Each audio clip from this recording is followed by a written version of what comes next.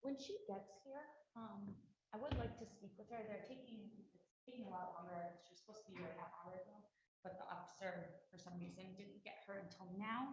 Do you mind if I take about 15 minutes to talk to her? It's fine with me. It's fine Okay. with the judge.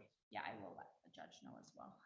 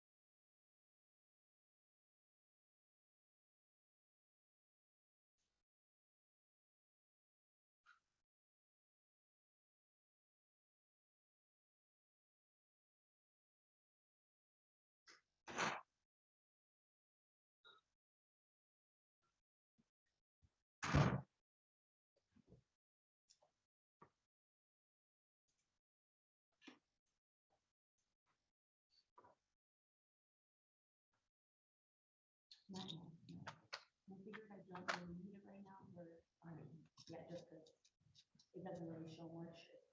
He said consensual, she does it, and it is. I never know.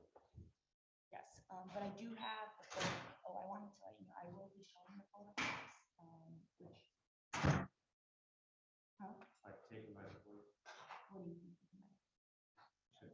Yeah, so the first report, there were photographs of her hands, like tape residue with her hands. Right. And then the second is oh, that's, I thought you meant. I missed it. They took, and then as well as photos, of her behind of her butt, with the belt. Those were taken, I believe, at the hospital, but those were also a part of the initial packet. So I'm assuming those are right now what we don't. Photos. Oh, yeah, I think those were. Oh, they're actually, they should have been a part of the initial, that one I actually have paper copies of. Just because this came in the other one I have to do electronically.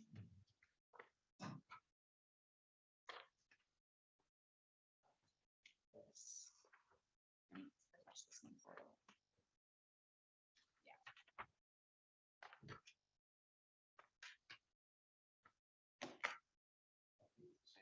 Okay.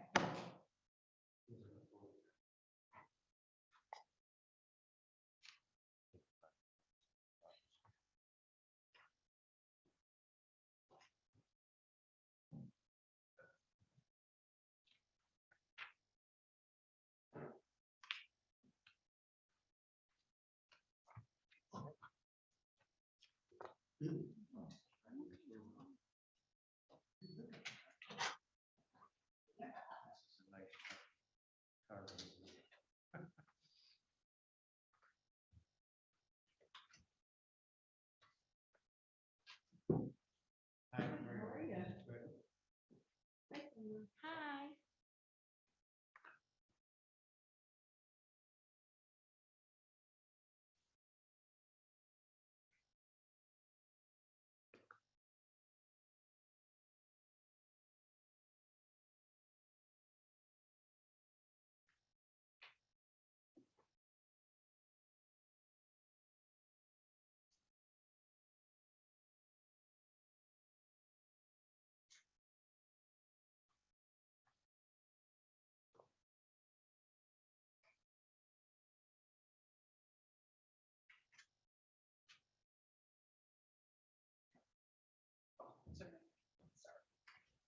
All right.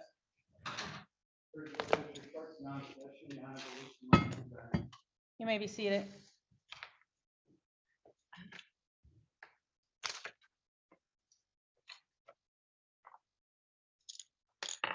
This is 220003FY and 220004FY. These are both State of Michigan versus Scotty Lee Justice.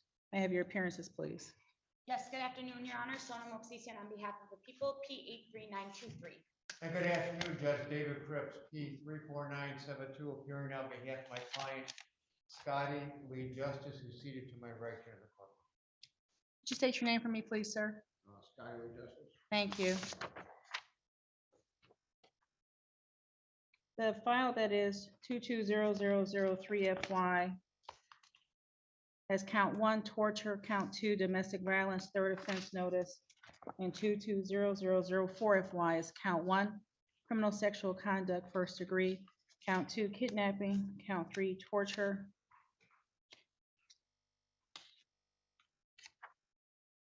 count 4, unlawful imprisonment, count 5, assault with intent to do great bodily harm less than murder, count 6, assault with dangerous weapon, count 7, assault with dangerous weapon, count 8, domestic violence, third offense notice. Are the people ready to proceed with the preliminary examinations in these matters? We are, Your Honor. If I can bring up a few preliminary matters before I call my first witness. Before you do, is the defense ready to proceed, Mr. Cripps? Yes, I am, Your Honor. Your preliminary matters, ma'am. Judge, just two things. For the second case that you called, I do have an amended information felony that I shared with defense counsel Cripps. It merely is showing the date range of the date of the offense. So I have a copy if you would like one, if I may approach. Yes, please. It's changing it from December 26th through December 27th to show that it went on for 2 days. She put me on notice and I have no objection to the filing of the amended information. Thank you, Mr. Cripps. And the other matter for the initial case that we will start with, sorry, I don't know if my case numbers are the same as yours, but the people will be intending to possibly add an additional count on the one where it's just count 1 torture, count 2 domestic violence, 3rd offense. We will be adding a count of unlawful imprisonment. Again, I did notify defense counsel of our intention to do so.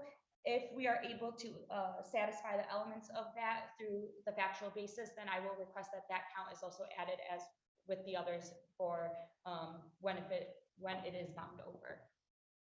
Mr. Cripps, She's put me on notice that she may move to add that count on that case. thank you. Any other preliminary matters, ma'am? No, that is all. Any preliminary matters, sir? The defense will make a motion to sequester witness who may testify today or later at trial. Thank you. Any response?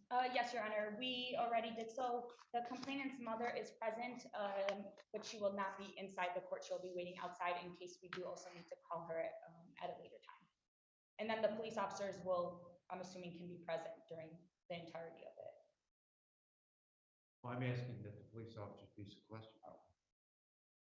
Is that- So it was my understanding that police officers are able to be present. If Your Honorable Judge wishes that they also be sequestered, I understand, but I thought generally they're able to sit. Generally, it's the officer in charge of that specific file. Okay, yeah, I Okay. have, and that's fine. I have one of the officers in charge that I believe is listed on both who I would like present, but otherwise the other one can be sequestered. The defense motion is granted to sequester all witnesses except for, and exclude all witnesses except for the officer in charge. This court has had a practice of Zooming live streaming proceedings. We can take that down due to the nature of the complaint unless either party has a strong opinion one way or the other. 1 minute, Your Honor.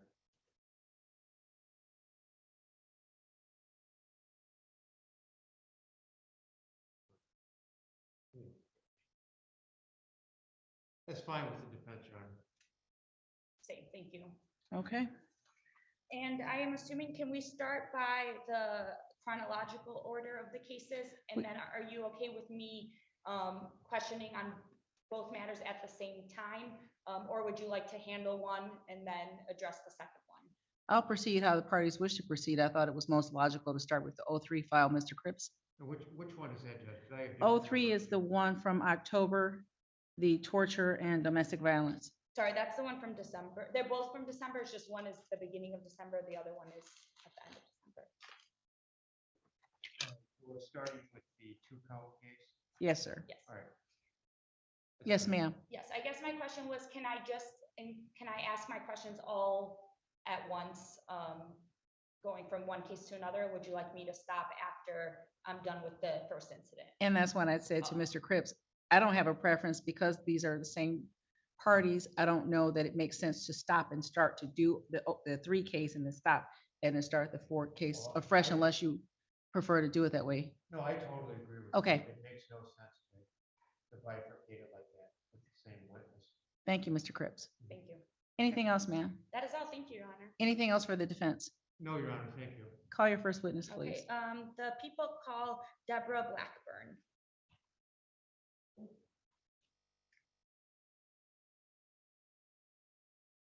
Now, you mentioned that there might be an officer in charge. Oh, yes. What's his name? It's Officer Rickleman.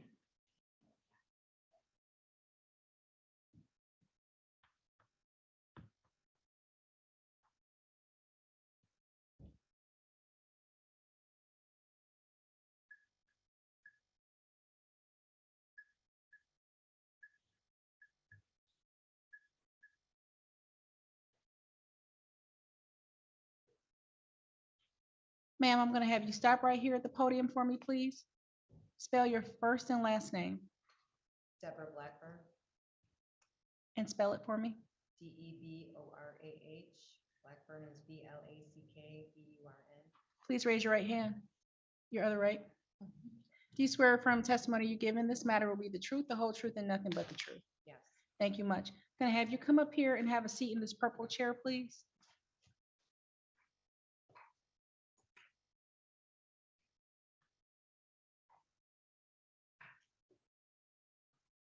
The court reporter will be taking down your testimony. If for some reason she can't hear you, I might ask you to raise your voice or pull the microphone closer, okay? Ma'am, Thank you, Your Honor. Ms. Blackburn, I know the things we are going to discuss today are maybe difficult and very personal. So if you need to take a moment or if you would like a break, please notify myself and the judge and we will try to accommodate as best as we can, okay? So we have two separate cases. I'm going to start chronologically from the first one, the incident date of December 4th. So can you again, please state your name for the record? Deborah Blackburn.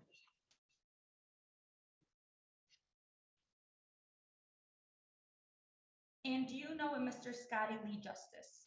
Yes. How do you know him? Uh, While we dated, he lived with me And how long did you date for? a year. Do you see Mr. Justice in the courtroom today? Yes, Can you identify where he is sitting and a piece of clothing he is wearing? yes. Over there.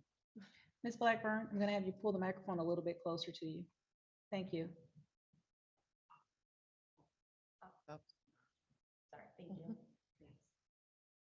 Your Honor, if I may, for the identification purposes, that the complainant identified Mr. Justice. I don't know if she did or not, I just saw her. Oh, sorry, raise- she pointed, I raise guess, the microphone. she pointed in the direction. And I wasn't sure if you saw that, Mr. Cripps. I will note the file, I might ma'am. have to move a little bit, I can't see her. But I take the court's word for it, she identified it. Thank you, sir. Thank you. Where do you currently reside? And Huron Estates, And what is the exact address? 21651 Chablis Street in Romulus, Michigan. Okay, and that's in the county of Wayne? Yes, Okay. Did Mr. Justice reside with you at that residence yes, full-time, or would you say he resided with you full-time? most of the time, yes. On December 4th, 2021, was Mr. Justice present at that residence? Yes,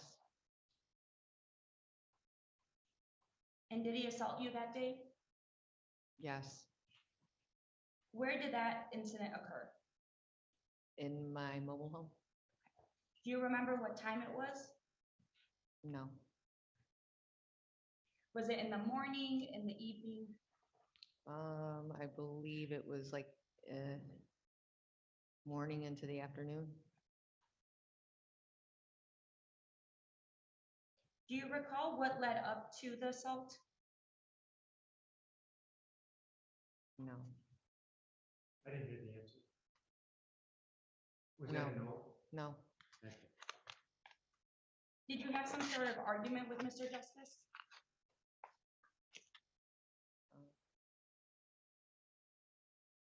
not that I recall. Can you tell me what you do remember of what happened in the morning to mid-afternoon that day? He questioned me a lot about certain things.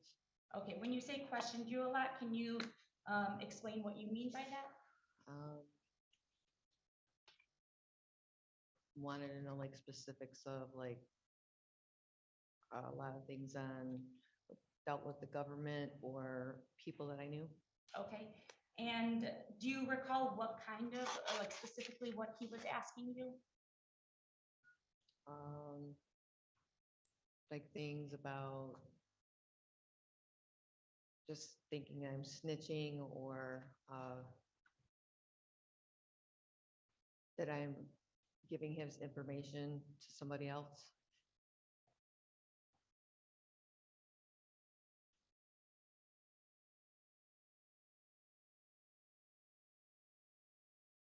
And what else was he saying to you, if anything?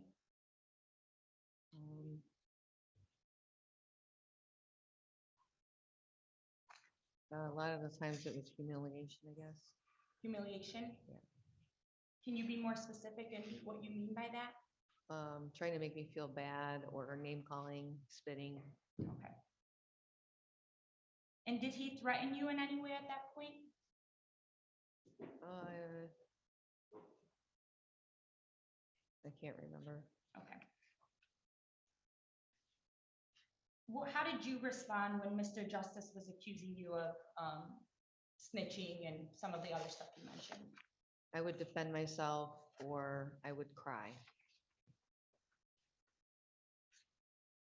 And what was his response to you defending yourself? I was always lying. You were always lying? Sorry. Yeah, Okay. And what did he do next?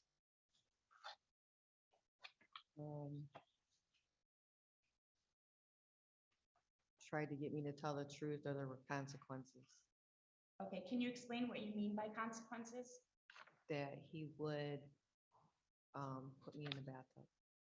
Yeah, He can would, you I'm say- sorry. having trouble hearing. Putting me in the bathtub. Okay. At that time, did he give you any sort of option or ultimatum between the two? Yes, And can you explain what that was? that either I tell him the truth or I have to go into the bathtub. And what did that mean to you going into the bathtub? That I was going to suffer. Okay.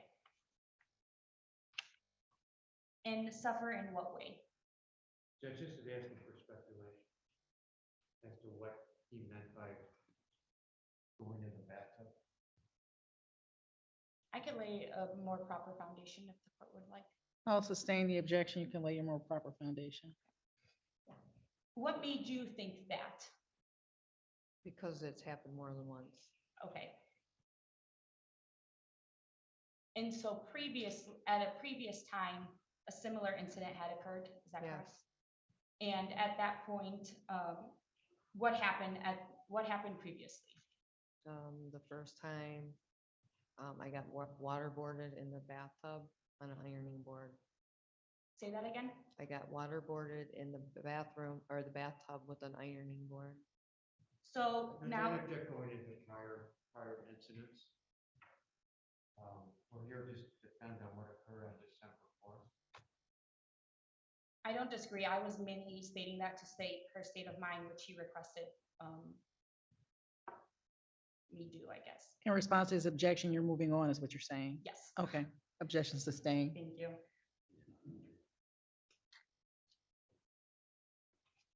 And so, in your opinion, what did you think he meant by get in the bathtub? Well, again, Judge, it's Oh. asking for his mind.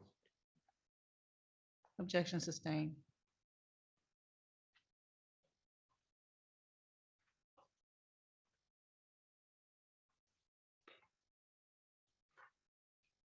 You stated you thought you were going to suffer. Can you explain what you mean by that? That I was gonna drown.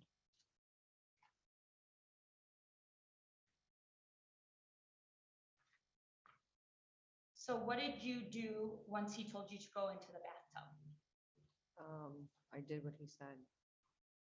And what was his response? He followed through with what he wanted to do. I'm sorry, Ms. Blackburn, I can't hear you. He followed through with what he wanted to do. Thank And you. what was that?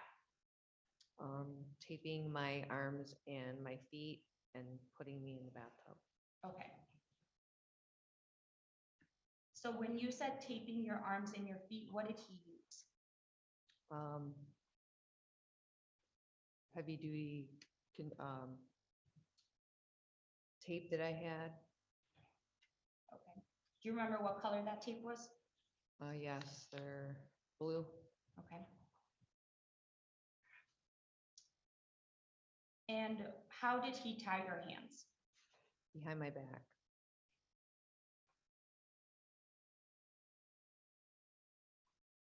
Can you describe what your hands were like when he did that? How that your hands were positioned? Like this.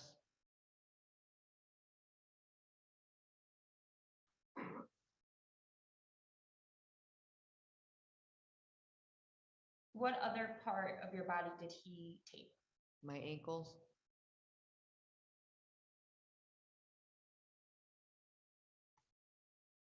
And how were you positioned in the bathtub?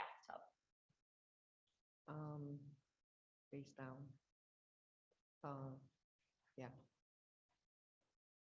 So your stomach was against the tub, laying down, face yeah, down. until the water started filling up, then it was kind of like on my side. Okay, so there was water in the bathtub Yes, while you were inside? Yeah. And what were you doing during that time? flailing, begging him to stop. Were you inhaling any water at that point or swallowing any water? A little bit, yes. Did you have any difficulty breathing? I don't remember.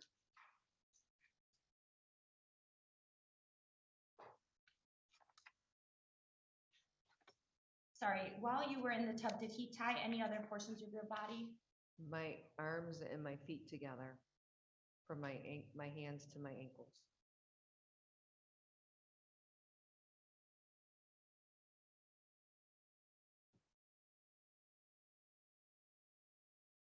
So at this point, while you are in the bathtub face down, what is Mr. Justice doing, if anything? Kind of talking to me. I remember him like spitting on me.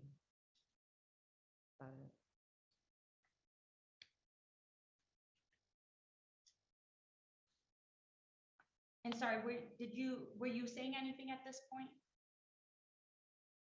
Oh, I don't remember. Do you recall what Mr. Justice said to you? No.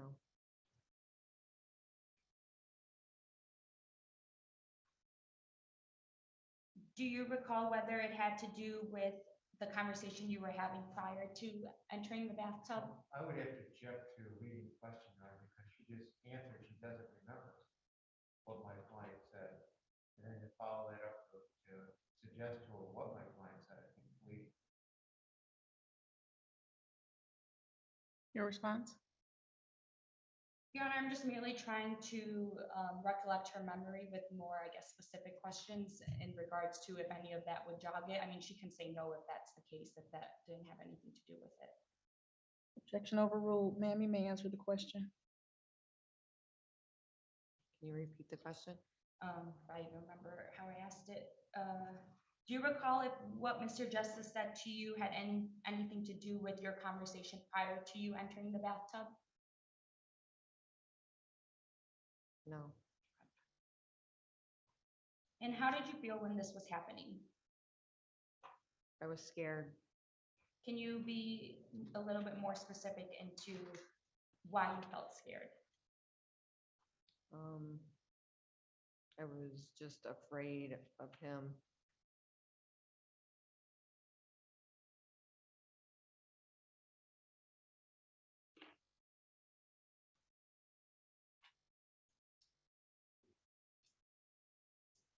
Were you afraid of, or let me rephrase. How did you feel mentally at this point?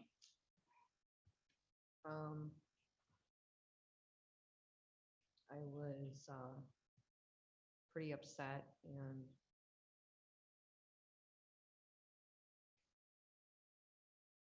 I don't know. Did you feel as though something else was going to happen to you? Again, leading, Your Honor.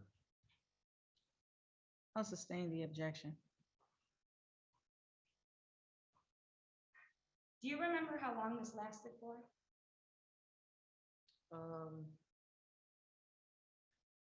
Sometimes a couple hours, sometimes longer. So you say sometimes a couple hours. I mean specifically this incident. Do you remember? Couple hours. And you were in the same position during that time? What time? Sorry, you said it lasted about a couple hours. Were you in the same position, meaning duct taped in the tub during that entire time? No.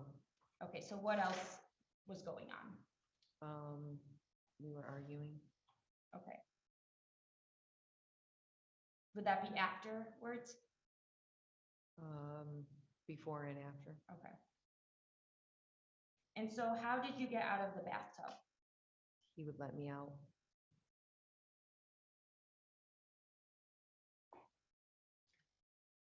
And what did you do once you were out of the bathtub? I would ask to get dressed or just wait until he was done doing whatever he needed to do. Did he request that you do anything else at that point?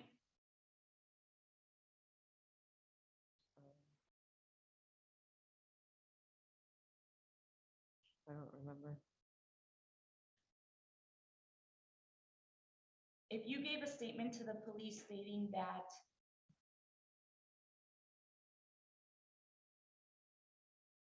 he had you get mousse in your hair and then blow dried your hair, would that be correct? But Yes. I object to the way, the manner this is being done. I mean, if she wants to refresh her memory, obviously she can with anything, but the lead her into suggesting what an answer should be.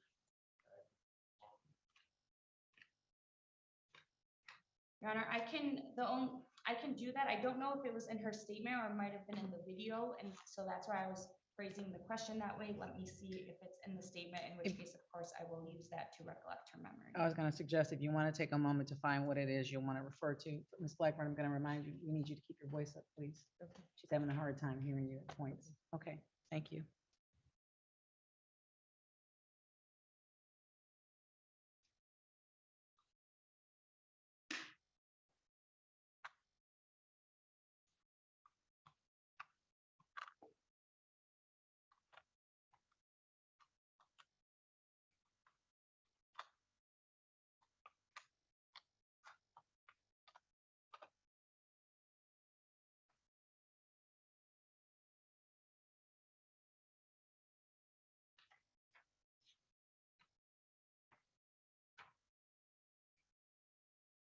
Your Honor, the statement that I am referring to is not in her statement, but it was a verbal statement that she gave to the police on video. And so if Your Honor prefers, I can take back the question. But that is, yeah. I'm sorry. She's not going, the prosecutor's not going to proceed in the questioning. She said that it's not in her statement. It was in something else. Thank you, Anna.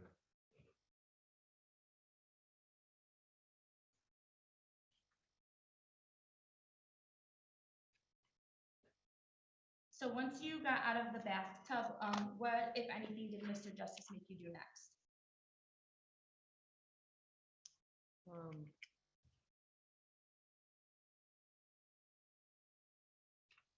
I had a towel on and he wanted me to go to the bed. Judge, I'm sorry, I have a hard time hearing what she said. Would you repeat it, please, ma'am? I had a towel on and he wanted me to go to the bed. Thank you.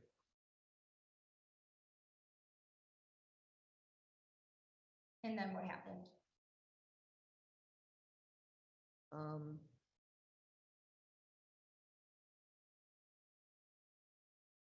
We had sex. Do you know?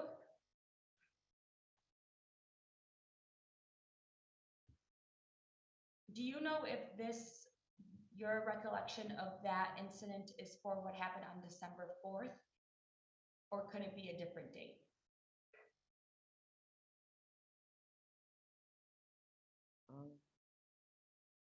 It could be a different date. Do you have a hard time remembering what happened to you? Yes. Can you explain why? It happened kind of frequently in trauma. Do the memories overlap in your mind? Yes.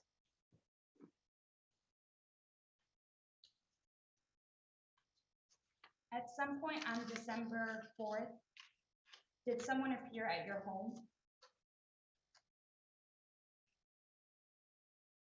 I don't remember.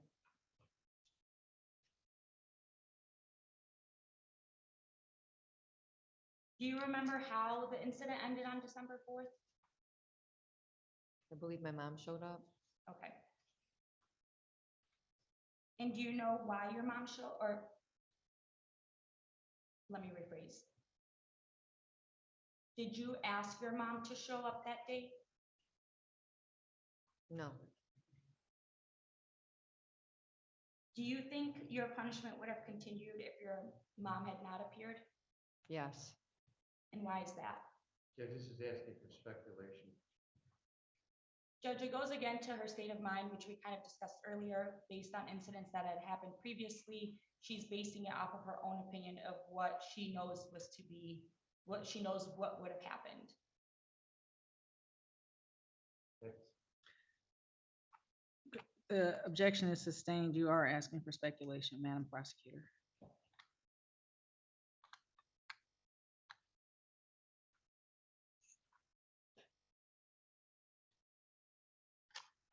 Do you remember if you had any injuries from that incident on December 4th?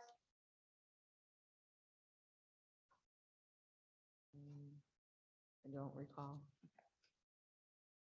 Do you remember if you had any duct tape residue on your hands after that Yes. incident? Yes, Do you remember whether you showed the police officer your injuries?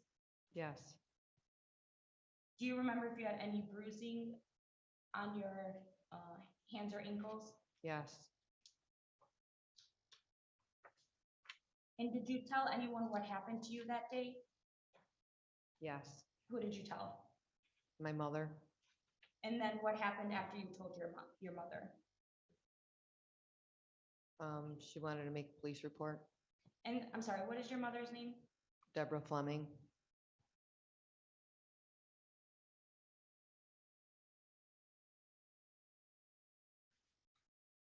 Did you in fact make a police report? I believe so. Do you remember how you made that police report?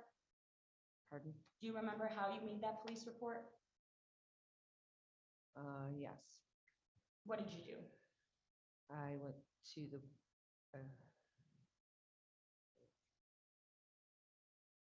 actually, I don't remember. I believe either they came to the house and I filled it out, or I went with my mom. Okay. Did you give Mr. Justice consent to use a duct tape to tie you up or to use tape to tie you up? No,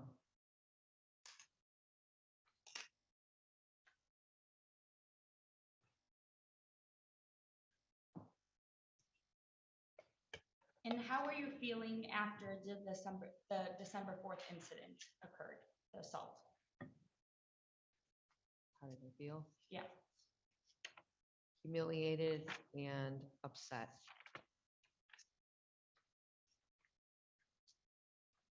Did you fear for your safety? Yes,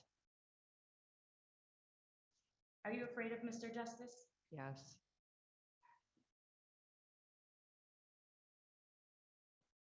Judge, I have a couple photographs I would like to introduce. These ones are, the quality is pretty bad, so I didn't print them. I have them digital. I have shown defense counsel, he received them as well. I don't know if I can wait to do that at the end as well, or I can introduce them now. I know sometimes we can hook it up to the computer, or I can just show you through my computer. We can always hook them up to the computer. They just have to be plugged in from your desk and it'll show on all of the screens. Okay. If you want to do it now, it's your case. You present it how you want to present Okay. it. Do you know what method I used to do that? What do you have? So last time, actually, they let me like just zoom in and I shared my screen with Zoom. You can zoom in, or if you have HDMI, it doesn't matter to me. Okay. I think I do have an HDMI, but I don't have the cord. That's fine. Oh, okay, He's turning it on. We're already on. okay. Thank you, officer.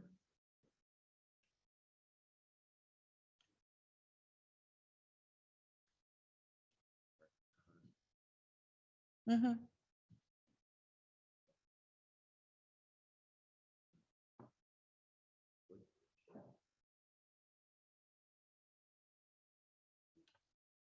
Hopefully my Zoom works on here lately. It has not been open on this computer.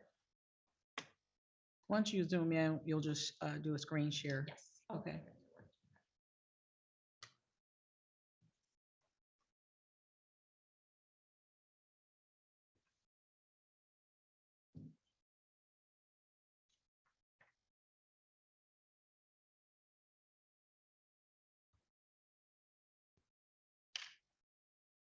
It's showing that it's connecting. Are these pictures that should be broadcast? So these ones, yes. The other ones, I have paper forms, which I will not be broadcasting. Thank you. It's just the quality is not good, so I knew if I printed it, it would not have shown as clearly as the digital version of it.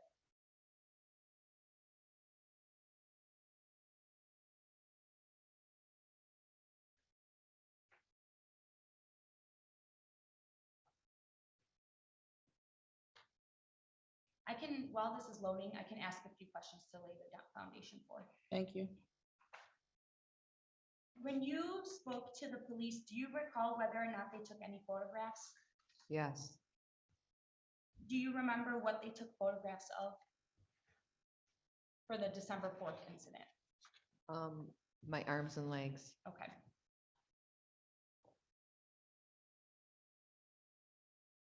Still connecting.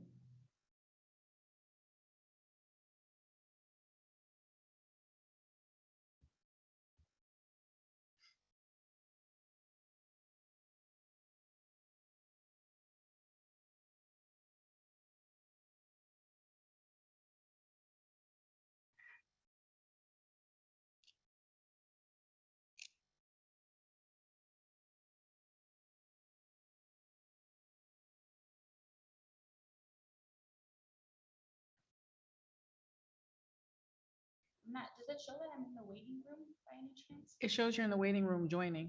Yeah, it's connecting on mine too. I wonder, maybe it's just the connection is not good. Judge, these photographs are not as important. I will move on. That's okay. I will try to see if it connects at some point, but I will keep going. I don't want to waste too much of the court's time. It's not a waste of time, ma'am, but I appreciate it. Thank you. I guess just to, I would like to reiterate what I was going to show on the photographs. Can you describe once again what, if any, bruising or injuries you had sustained on your arms or ankles? Yes. I Okay, did. sorry, can you describe what those were? Tape residue and some bruising. Do you recall on the December 4th incident, either before or after you were in the bathtub, whether or not Mr. Justice made any threats towards you? I think she's already been asked that question, and her answer was, she doesn't remember. Yeah, I So don't this would be remember. the second time she's said. I believe I only asked it initially when it was before the altercation, not afterwards. Objection overruled. I don't remember.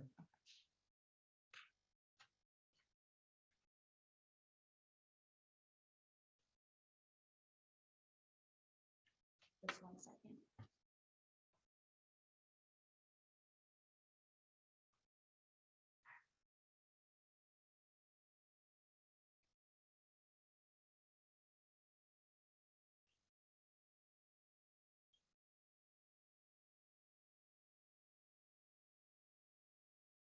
When you were in the bathtub, were you clothed? No.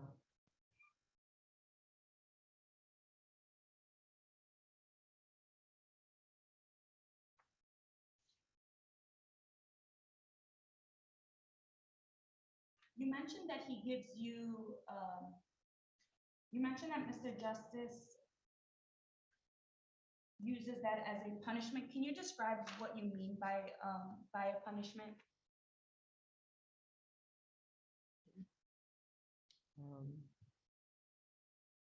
Just when he was mad at me, he would use a reference to putting me in the bathtub.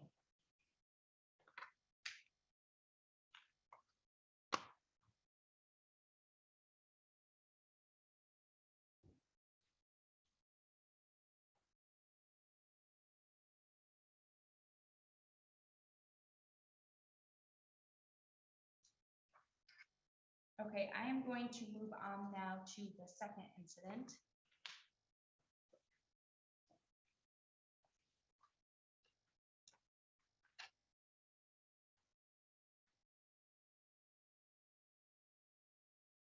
Do you recall where you were during the day on December 26th, 2021?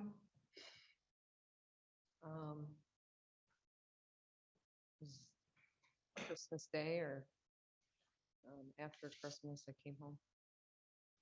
Where did you come home from? My mother's, And who were you spending Christmas with? my mother and my ex-husband and my children.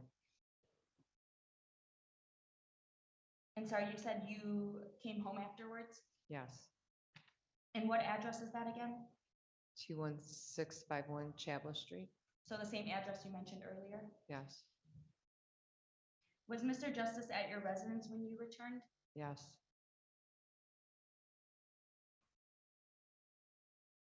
Oh, I think I just logged in.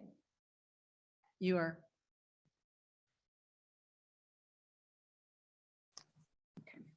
Do you mind if I share the screen now?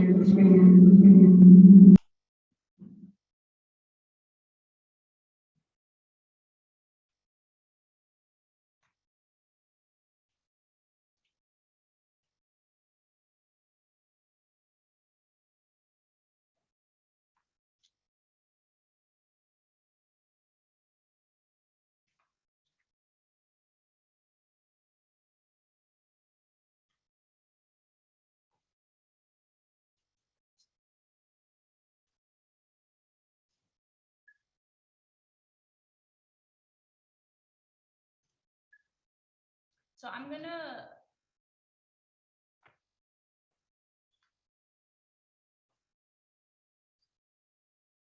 shows that I'm sharing. Do you see it on your computer? I can see it.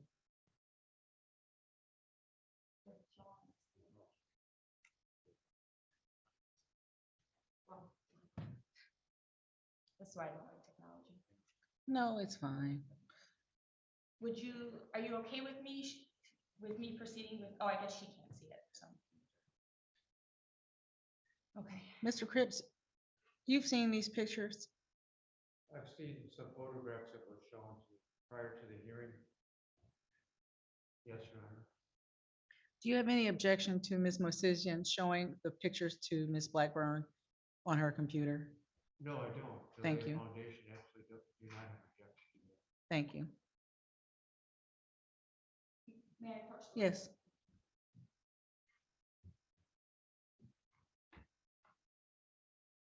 Can I come up there too? Yes. Please stay right there.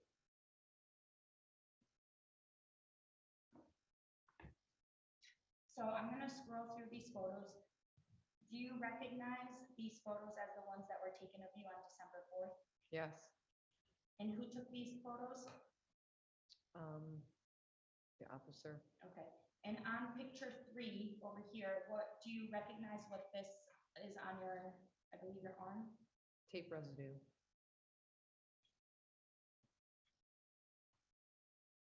And then this also on your arm, do you recognize what that is? Yes. And what is that? A bruise.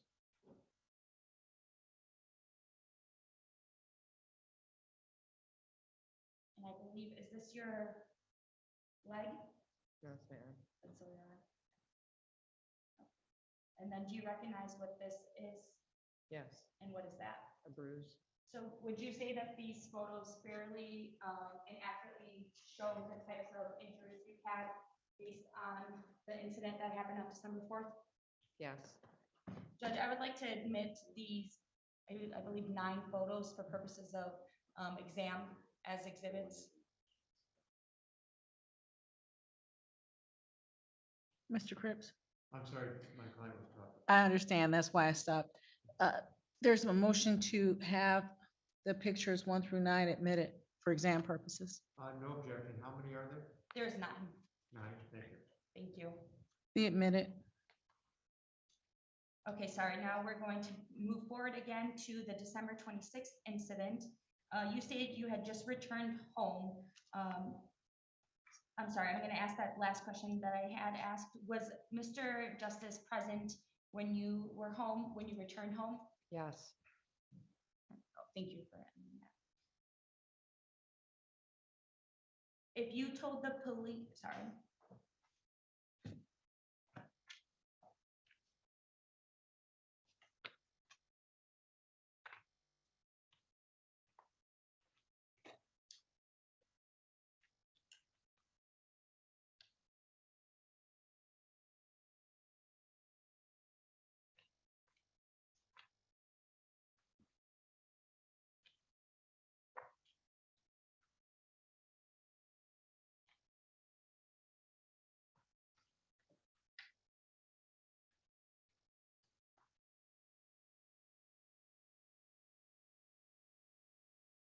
What happened once you came home?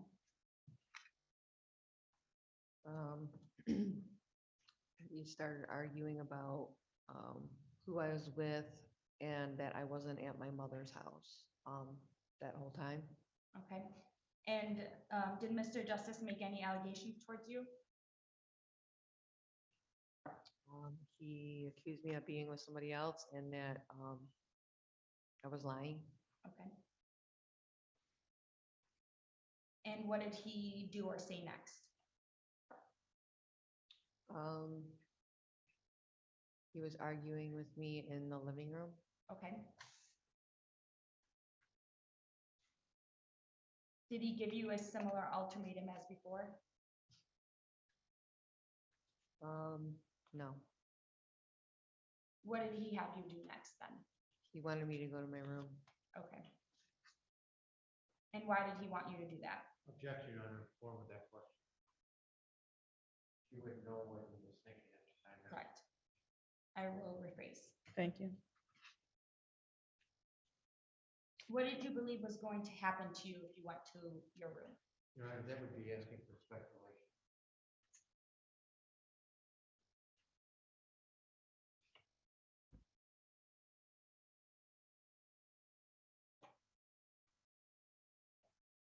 Did Mr. Justice give you an option of how to act in one way or the other? Not that I recall.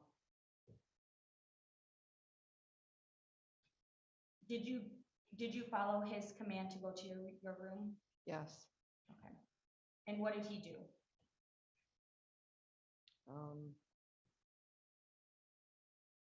Pushed me. Okay, and then? I got up and proceeded to go to my room. Okay, and what happened once you were inside your room? I started having a panic attack. Okay. And why was that? So I was afraid of what was gonna happen. And what did happen?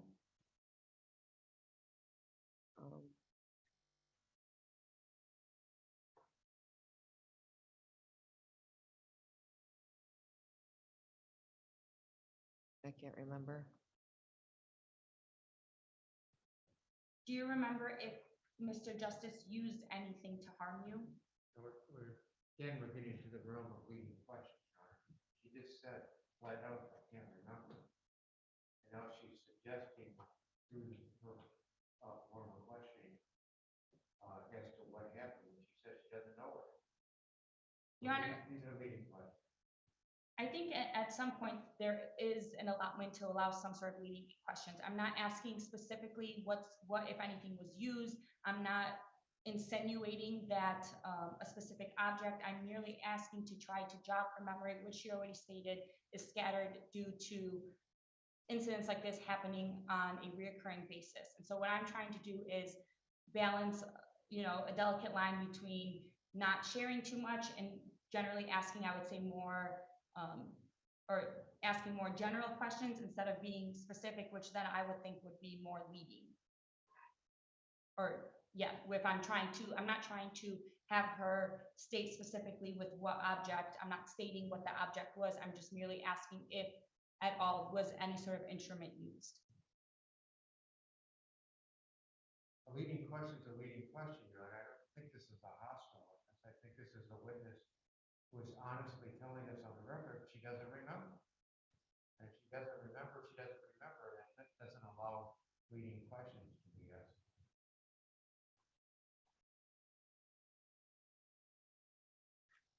I'm going to overrule your objection, but ma'am, you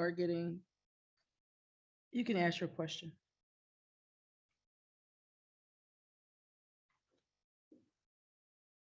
Do you recall if Mr. Justice used any sort of instrument or object? Yes, And what was that? my belt, And can you describe your belt, please? it was black with, silver studs on it. Sorry, you said studs? Yeah. And what did Mr. Justice do with that belt?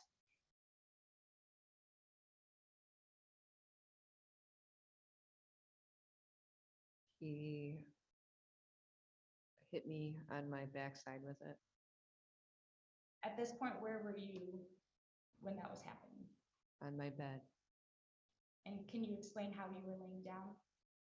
face down on my bed, And where was Mr. Justice? standing up next to the bed, And what part of the belt was he using?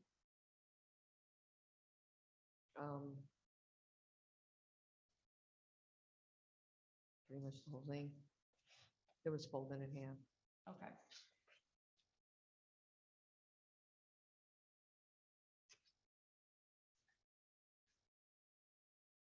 And can you describe what he was doing with that belt? Hitting me on my backside, Do you remember how many times that happened? probably at least 50 times. Do you remember how long that lasted for? It felt like forever. If you had to guess, But Judge, I don't think it's fair to ask someone to guess. She knows, but just to guess.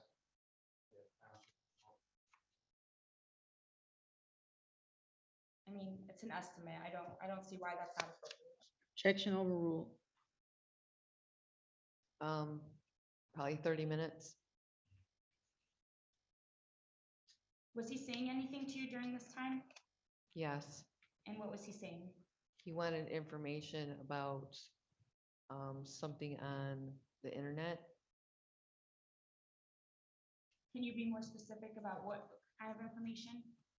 He wanted to know an app or program that I knew about that was Optimus Prime.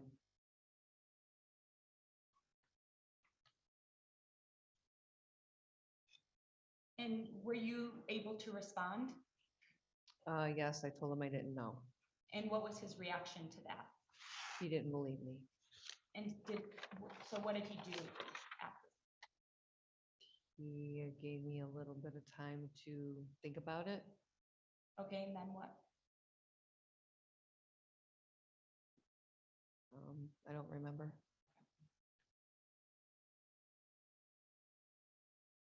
Did he use the same amount of force throughout the entirety of the assault? No, And so can you describe what the differences were? sometimes he hit me harder than the other times. And why did he hit you hard? Or Again, I'm gonna rephrase. Thank you. Did you do anything to result in him hitting you harder? Screaming or getting off the bed.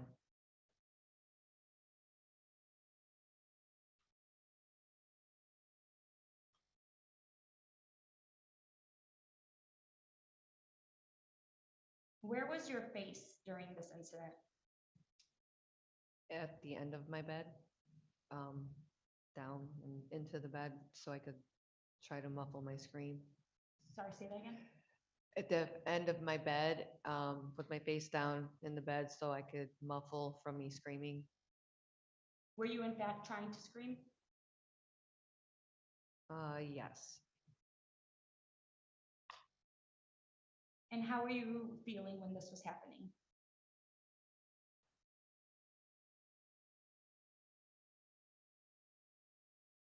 I don't know.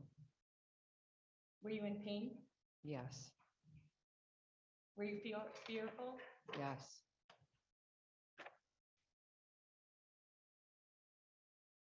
Were you crying? yes.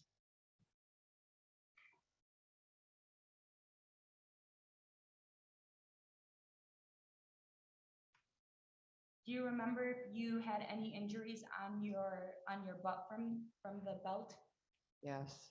Can you describe what those were? I had welts and bruises. Were you able to walk? Not right away, no. And so what happened after the assault with the belt? We took a little break and gave me time to not be in so much pain, I guess. Okay, and then what? 30 minutes later, same thing. What do you mean by same thing? I got hit with the belt again. And how long do you think that lasted for? 15, 20 minutes. And was he saying anything to you during that time? I don't remember.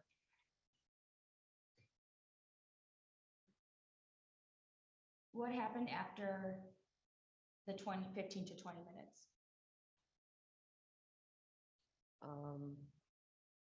He finally stopped and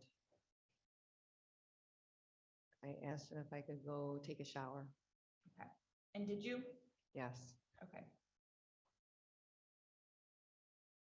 And then what happened?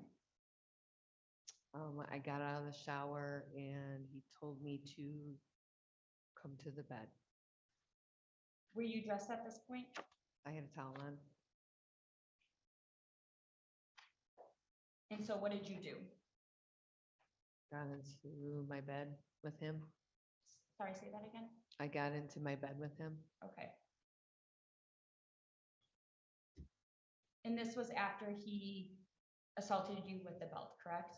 Yes. And at this point, how were you feeling? Confused. And why were you feeling confused? Because I didn't know why it went from me getting to the belt to me getting into bed with him after. Okay. So what happened when you were in the bed with Mr. Justice? We had sex. Did you want to have sex with Mr. Justice? Not really. Did you tell him whether or not you wanted to have sex with him? Yes. What did you say to him? That I wasn't in the mood. And what was his response to that? He didn't listen. And what do you mean by he didn't listen? Just kept trying to get me to have sex with him. And what did you do in response? I did. I followed through with it. Okay.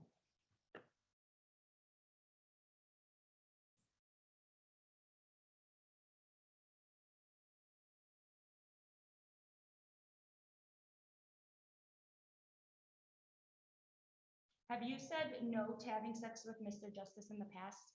Yes. And what is his reaction? He didn't want me to tell him no.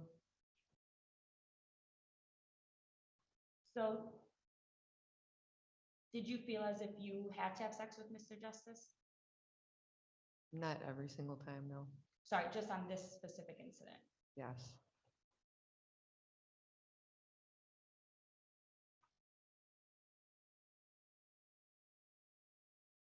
Did you say or do anything else? I don't remember. And what did he do once you said you weren't in the mood?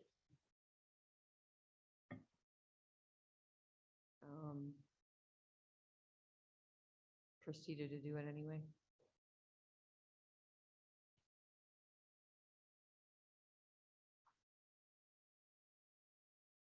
And when you say sex, can you describe, did Mr.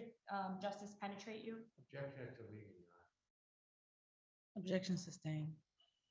Can you describe what you mean by sex? Penetration.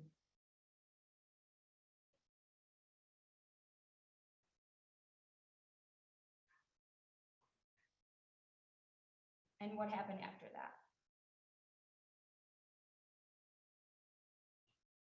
I don't remember. How did you feel when that was happening?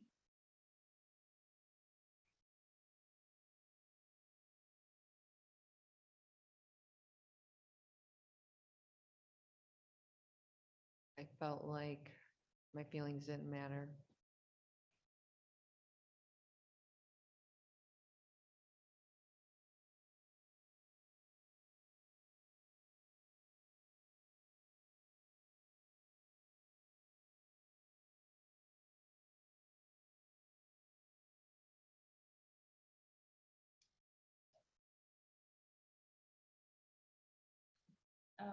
Do you remember whether or not you had access to your phone during this incident?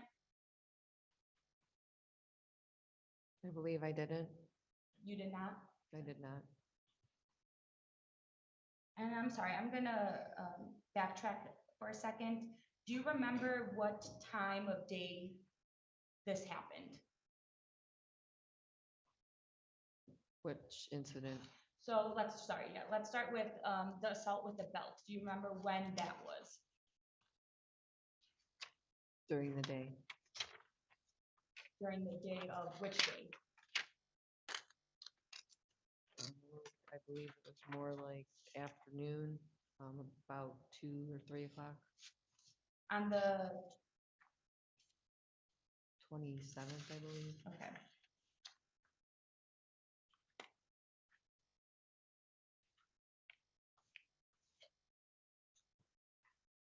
And then, do you remember when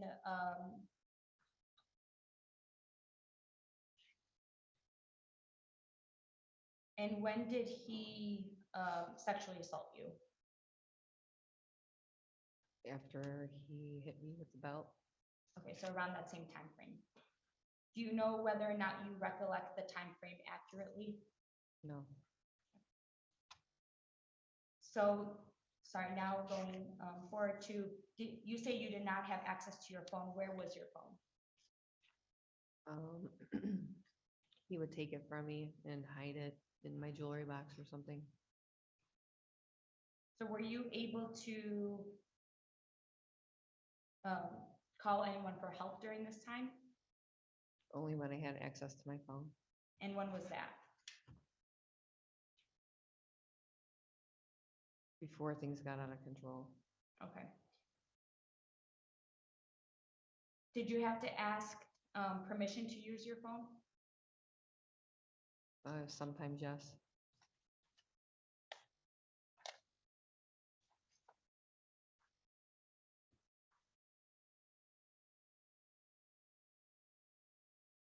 Was Mr. Justice monitoring your activities on your phone? I'm not sure. Let me ask more specifically, on this date of this incident, the night into the morning of the 27th, you say you didn't have your phone? I had it up to a certain point. And then he took it. Okay. Were you able to get it back on your own? Well, What did you have to do in order to get your phone back? I had to ask him for it. Did you have to tell him what you were gonna do with your phone? Yes, And what was that? to call my mother. Okay. And did you in fact call your mother? Yes. And what did you say? Um,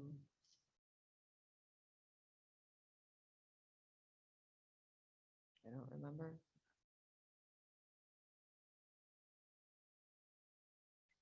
During the incident, so let's just say the 12 hours between December 26th and the morning of December 27th, did you feel as though you could leave your home? No, And why is that? because we were fighting for that whole time. And so why does that prevent you from leaving your home? Because I was in my room with him. Okay, can you again explain why being in your room would prevent you from leaving? 'Cause I Did he do anything? That's 2 questions. Sorry. Can you rephrase that? Yes. What about you being in your room prevented you from leaving your home? If we were fighting, I wasn't allowed. And I stayed in my room because, unless I asked if I could get a drink or go in the kitchen. Unless you asked? Yeah, So did you have to ask for permission to do certain things? yes. Did Mr. Justice do anything that also prevented you from leaving?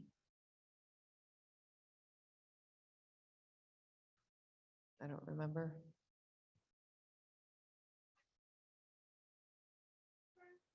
Do you recall whether or not your bedroom door was locked?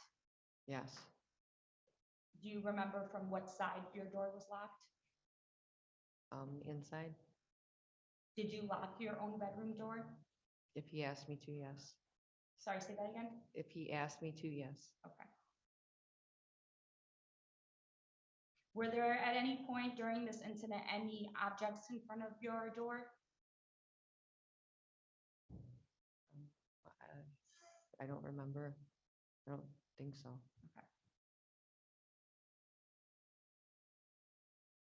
Would you say you were able to move around your house freely? Sometimes, yeah. On this specific incident, could you do anything without asking him first? No.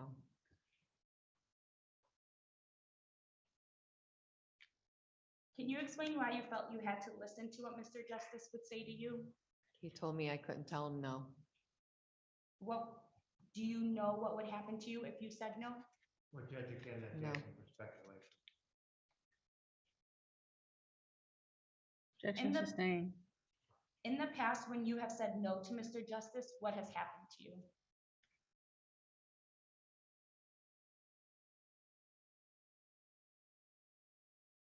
I don't remember.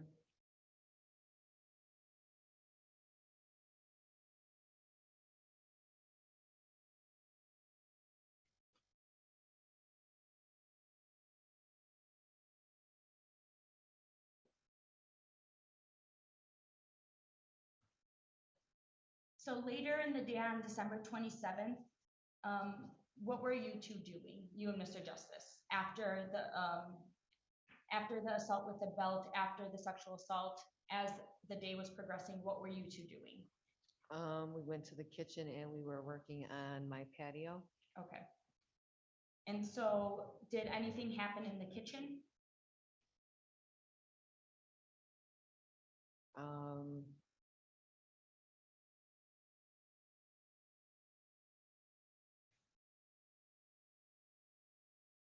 on the way to the kitchen, he gave me a hug in the kitchen. Okay, did anything lead to that hug? I don't remember.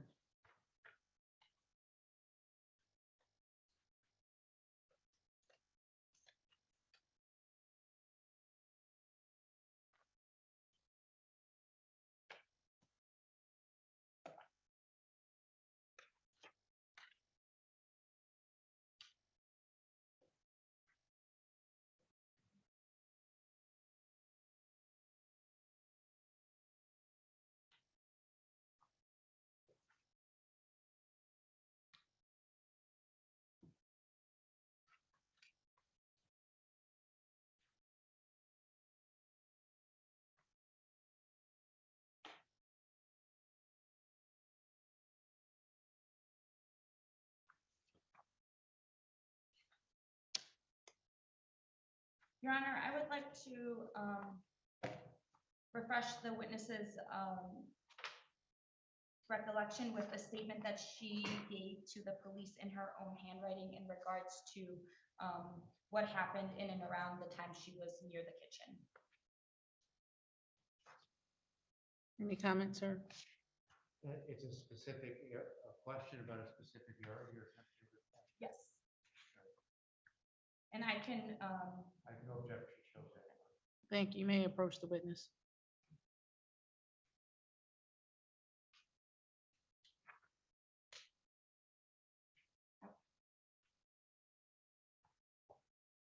so this is your statement that you gave to the police. Does it have your name on it? Yes, Is this your handwriting? yes. Okay. So this bottom area over here, you described something that was used. Can you please review this and see whether or not it refreshes your memory as to if that actually happened?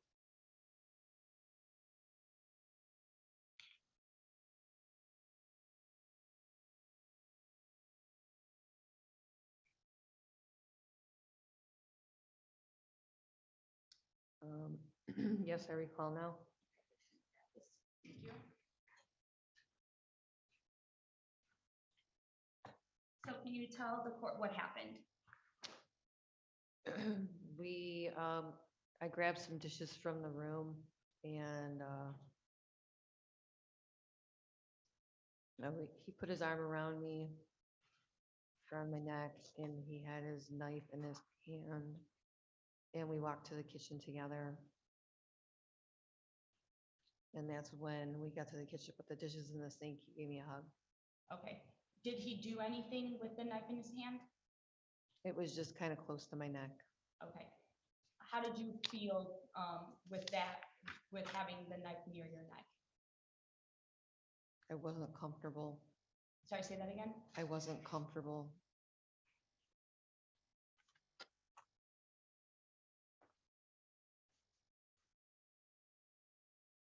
And can you describe what kind of knife it was?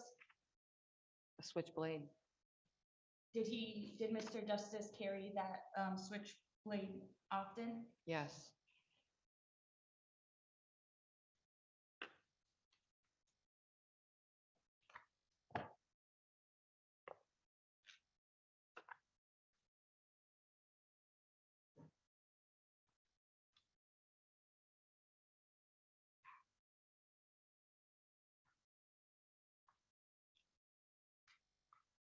Did the switchblade actually touch your neck?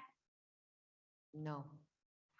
Can you describe where it was in relation to your body? In his right hand to my neck. Okay. And what was he doing with the rest of his body towards you at that time? He was just kind of had his arm around me, and we were walking to my kitchen to the hallway to the kitchen. Was that normal for him to have his switchblade that close in proximity to your body? No.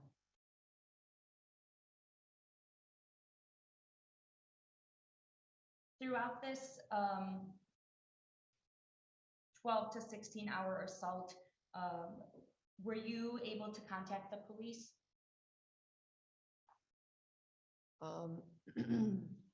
My mom showed up When did she show up?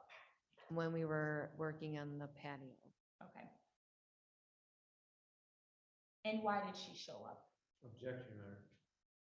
What, She wouldn't know why her mother came to that location. so she had stated earlier that she had texted her mother, and so I will rephrase my question. Thank you. Did you do something that led to your mother appearing at your home?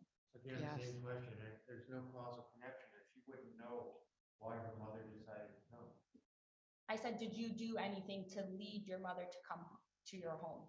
So she could state whether or not she said or did anything that would have caused her mother to come to her house. Well, I have no objection to her stating what text she used and believe the court's Well, that's what I asked. discretion.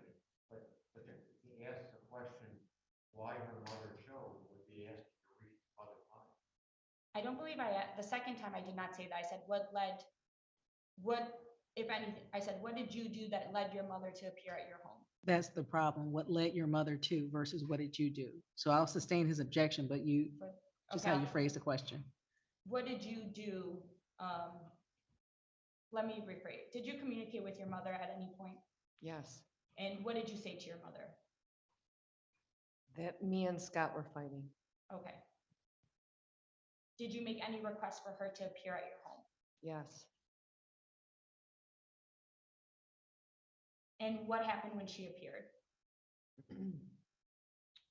She told Scott to leave. Objection as to hearsay. As to what the mother said. I mean, I'm not really using it to prove any sort of, the proof of the matter. It's more of just stating the events as they transpired. Objection overruled. Did Mr. Justice leave? Yes. And then what happened afterwards?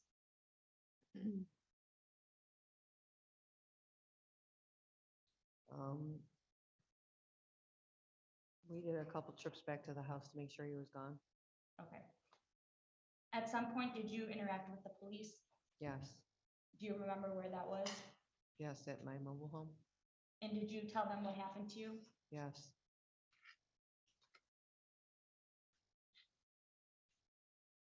How do you feel when you are around Mr. Justice?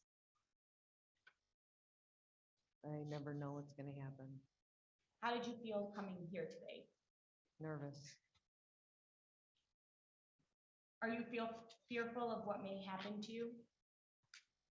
Judge, I don't know where this is leading. I don't know if it's relevant. What's going on in the criminal justice? In terms of her concerns. I'm trying to lay a foundation for her state of mind in regards to her testimony today. Respectfully, I will sustain his objection. You asked it earlier and she did respond earlier. That's okay. Judge, I believe that's all of my questions that I have. I would like to introduce the rest of those photographs I had mentioned. These are ones that I have, copies or like a paper copy of. And so if I may at least show the victim first so she can identify it and then These show are- them to you. These are photos that Mr. Cripps already has copies of. Yes, that is correct. And I've seen it. Thank you. You may approach. So I'm gonna show you, What exhibit numbers are those? say that again? What exhibit numbers are showing? So this will be, I guess, exhibits I have through 9, and then 10, 11, 12, 13. Thank you. So there's 4 photos. Oh, 14, I'm sorry. There's 5 photos.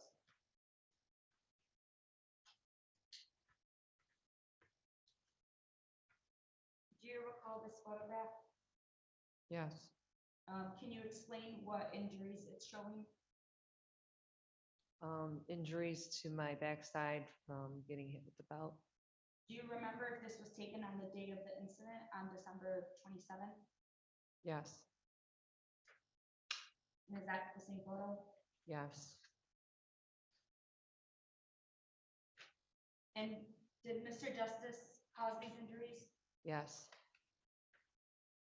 And then here are 3 other photos of your, what appeared to be your knee. And can you describe this injury, please? That was from being pushed. And what is it a scab? Yes, Okay. And you also have some other bruising around your leg.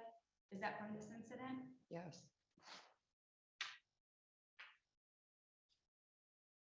Did you go to the, sorry. You can Can I show put them them? down. Okay. Yeah. Do you need to review them? I need you to tell me Oh, what we're can doing with I would them. like to, sorry, I would like to introduce those into, evidence as exhibits 10 through 14. No objection to remission. Judge. Thank you. They'll be admitted. Thank you.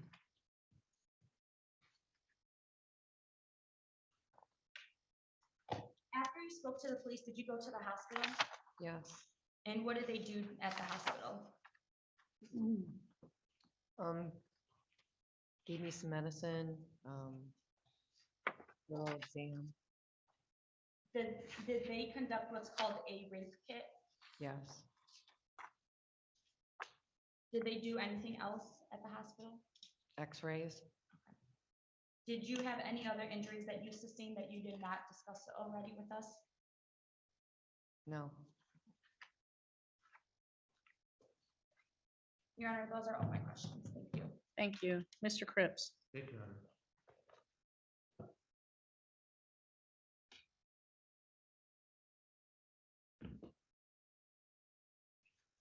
Good afternoon, ma'am. Can I have your complete name for the record, please? Deborah Blackburn. You don't have another name, huh? Oh, Deborah Lori Ann Blackburn. And have you gone by any other names, No. any nicknames? Yes. And what would that be? Debo. Debo? Yes. Oh, yes. All right, and within the last 10 years, have you been convicted of a felony or misdemeanor involving theft, dishonesty, or false statement? Yes. What have you been convicted of, ma'am? Retail fraud.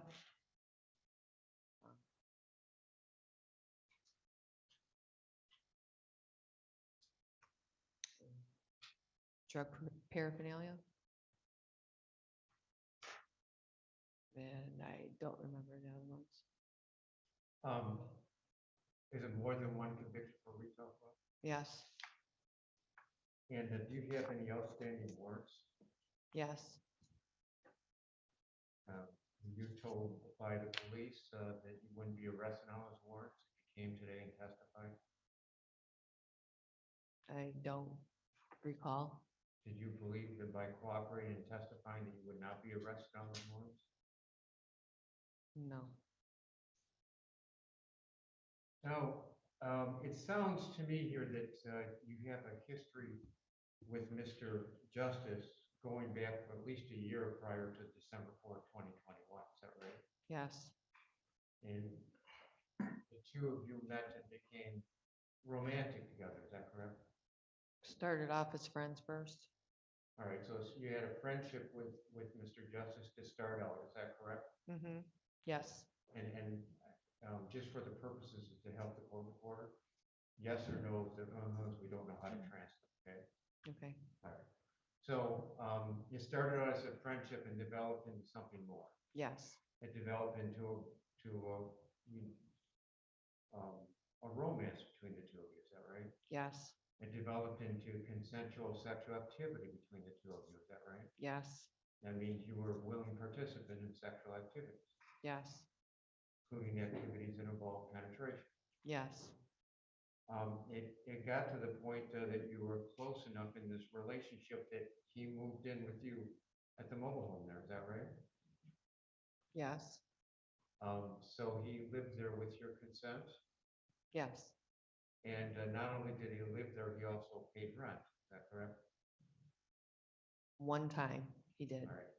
One time, but there was an understanding he was to pay rent. Is that correct? Yes. And that became one of the issues that you argued about, is the fact that he wasn't consistently paying rent to you as he Right. agreed to. Is Yes. that right? Yes. So that caused some friction between the two of you. Yes. All right. And prior to this date, there were other issues between the two of you. Is that correct? Yes. Prior to the date of December 4th, I'm asking. Yes. Okay. And that had to do with allegations by Mr. Justice that you were committing fraud. Is that right? By using his personal information? Yes. In fact, he accused you of stealing his credit card. Yes. He accused you of stealing his bridge card. Yes. And that was actually even discussed on December 4th, 2021, before the first incident happened. Is that correct? Yes. Did you make accusations towards him also that day Yes. regarding fraud? Yes. What did you say to him? That I had some government issues going on, and I was being accused of the same things that I was accusing him of. All right. So he accused you of fraud and you accused him of fraud. Yes. Is that right? Yes. Okay. And I heard you say earlier in question, your response to all of this accusation was when you started lying to Mr. Justice. Is that Yes. What lies did you tell him that day? I lied to him because the truth, when I told him the truth, he didn't believe me. So if I told him what he wanted to hear, which was the lie, that he believed me. Oh, I appreciate that, but I asked him, what specific lie did you tell him? Infidelities, money, finances. How did you lie to him about infidelity? He accused me of having, a person that and me and him both know, that I was with him frequently. So he accused you of having sexual activity with a mutual friend? Yes, And did he accuse you of having that sexual activity the night before, December 4th, 2021? I don't know. But that was also part of the backdrop of the arguments that were going on December 4th. Yes, Did in fact you have sexual activity with that other person the night before? no, Also objection on irrelevance. Really? I don't see why her having sexual encounters with another person the day before, whether or not it actually happened, affects what the defendant did to the complainant. Well, it makes it a little difficult. Normally I could have a better foundation if I had the rape kit, in case any sperm was found or anything like that as to the source. That would be the only. But that's okay, I'll move along. I don't have a foundation I can lay. I don't have. The rape kit was also from not the December 4th incident. The rape kit was from the December 26th, All right. 27th incident. I withdraw my question. Move on. Thank you. And you said all the way up to this date, my client lived there with you at that location most of the time, in your words, is that right? yes, On this, do you remember December 4th, 2021 very well? most of it, Because we heard a lot of I don't remembers in relation to that day. not specifics. All right. And what do you think caused those, caused the fact you can't remember specifics? Just passing of time and trauma. Were you using any alcohol? Were you drinking any alcohol? No, December 4th, 2021. no, Were you using any narcotics? yes, What were you using? Tell us, please. methamphetamines, And what else? that's it. Any crack cocaine? No, Xanax? occasionally, yes. All right. So occasionally on the 4th, you took some Xanax, is that right? I don't remember Okay, that means you may have, you just don't remember, right? exactly. Okay. And how did you, and excuse my ignorance in this area, but how did you ingest the meth? IV or smoked, Now, when you use it by IV, how does that work?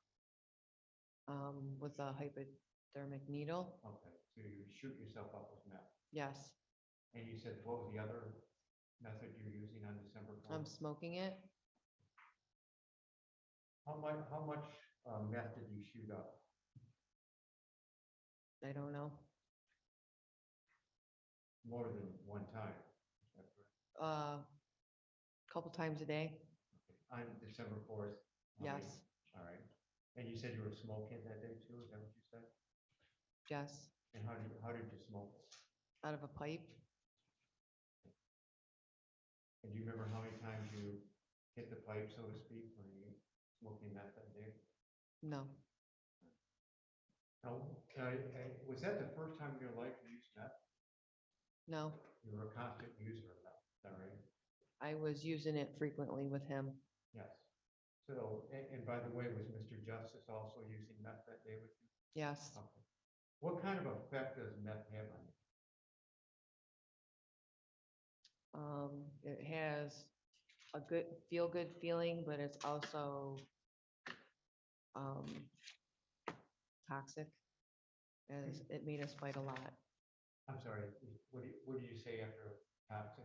It made us fight a lot. Oh, okay. So I was asking what effect it had on you. It made you fight a lot, is that right? Yes. Made you argumentative? Mm-hmm. Is that a yes? Yes, It made you do and say things you normally wouldn't.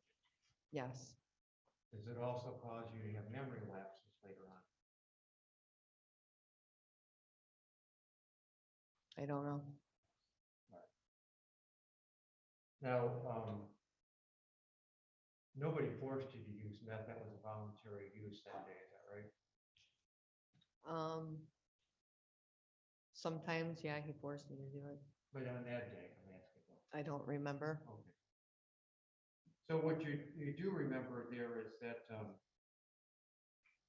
you told, the prosecutor that on December 4th, 2021, you don't even remember what led up to any assault, is that right? Remember saying that earlier? Yes, And you said there was no argument with him at first, is that right? right. Yes, And you mentioned something that, there was an issue that came up about snitching, if I heard you correctly earlier. yes. And can you explain what that meant? He always kind of referred to me as being the ops or snitching as in telling, people our business. Okay, and did it have to do with, when the business you're talking about, that it had to do with sexual activity? No, Was there any sort of unusual sexual activity that the two of you consented in that would cause bruising sometimes? no,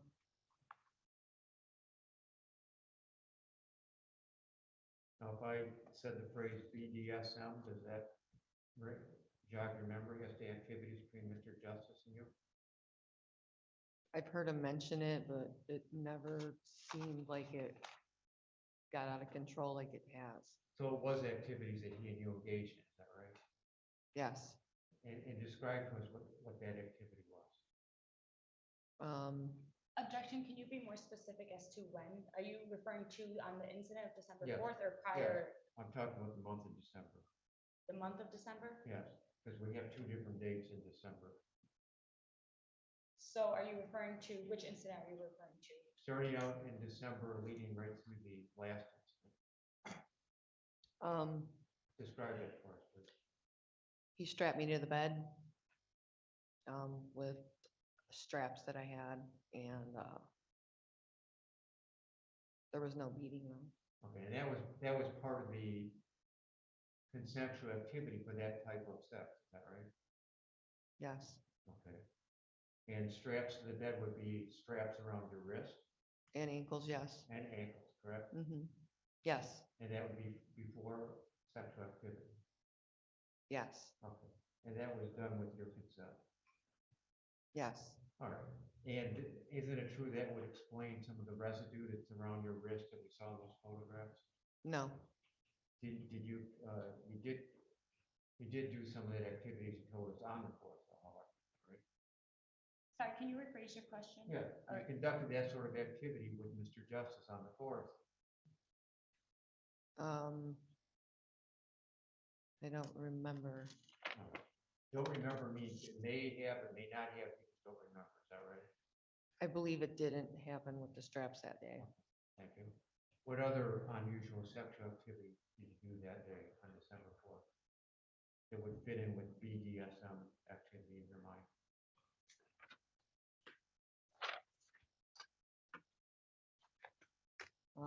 Nothing that I can recall. You remember having sex toys in the bedroom?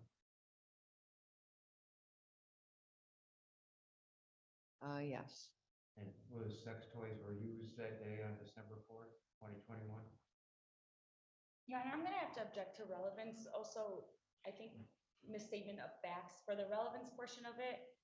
I don't see how their consensual sex toys has anything to do with the fact that the allegation was that he had duct taped her and put her in a tub.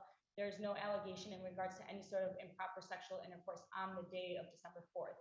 The improper sexual intercourse is on the December 26th and 27th dates. So I don't see how whatever may have happened on December 4th is relevant to the facts as they are alleged on the December 4th incident. But Judge, I'm trying to lay a framework of the whole consensual bizarre type activity that they both engaged in. Bizarre?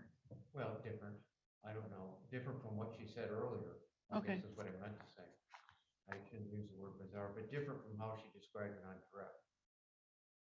Now, if we have consensual activity involving strapped to the bed and things like that, presents the overall picture to this board as to any later issues where she claims consent was involved or not. I'll overrule the objection. Answer the question regarding the use of sex toys on that date. I believe so, yes. And did any of those use of sex, what sort of sex toys were used? Um, Vibrators? I'm sorry, I couldn't hear you. A vibrator?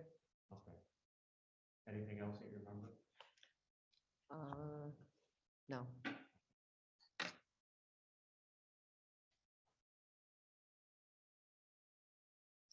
Now, you started to tell me some of the lies that you were telling Mr. Justice on December 4th. Can I tell you the lies? Yes, what lies were you telling? When I was telling him the truth, he didn't believe me, so I would, kind of reverse and tell him a lie, which he wanted to hear. What lies did you tell him? That I was with, my friend, All right. Anything else beyond that? not that I can recall, no.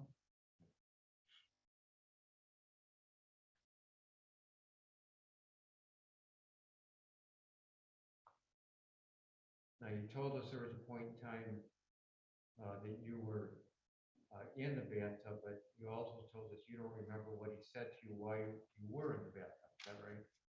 Correct.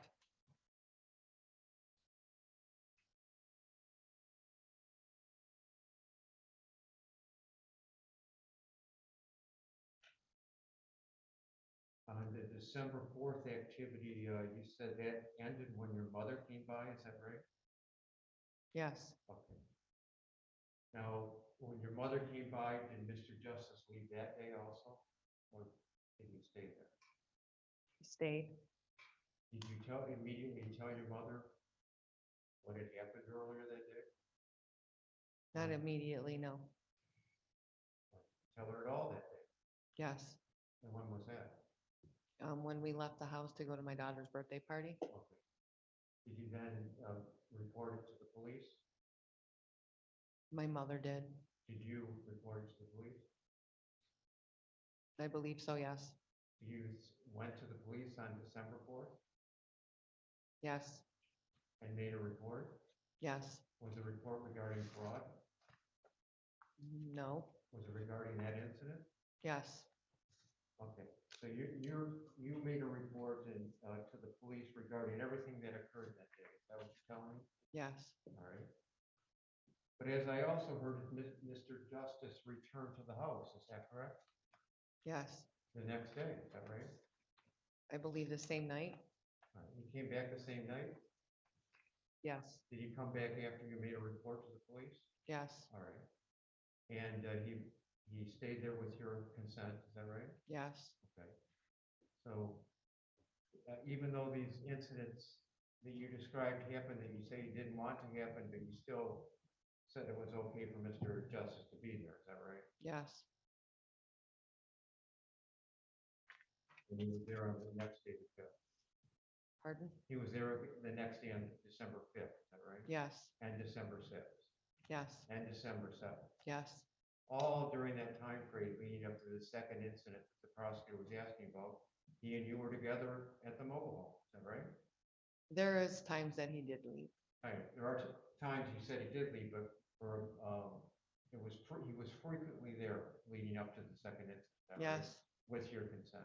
yes, So if all these horrible things happened on the 4th, man, why would you allow him to stay there?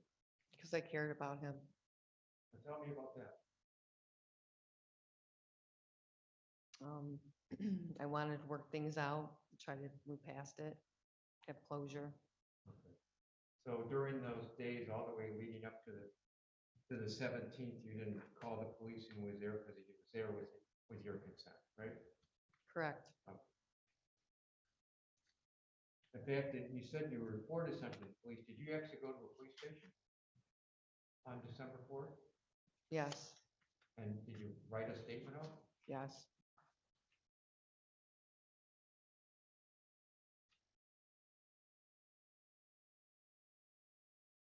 But then this leads us up to the next date. I said the 17th. I meant to say December 27th. okay, Um, On that date, you said that you arrived there after spending some time away at your relatives. Is that right? Yes. Were you gone for a day or two, No. just a night? 4 or 5 hours? Okay. And then you returned home by yourself, is that correct?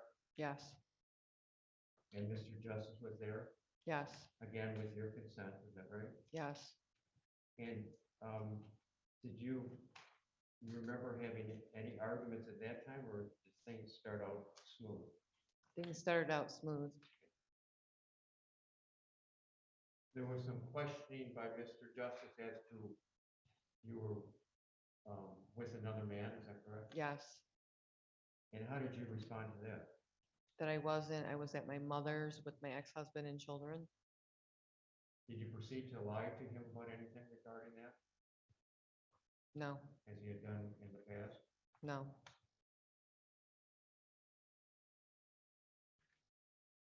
And then eventually, as I understood it, you eventually went into the bedroom, is that right? Yes. And was there an argument in the bedroom? Yes. And what did you say to him? I don't recall. I know that I was putting my new vacuum together and he kicked it. But you said there was an argument, so I'm wanting to know what you said to him during this argument. I don't recall. There was an argument that happened, but you just don't recall what it was about, is that right? It had to do with where I was, I believe.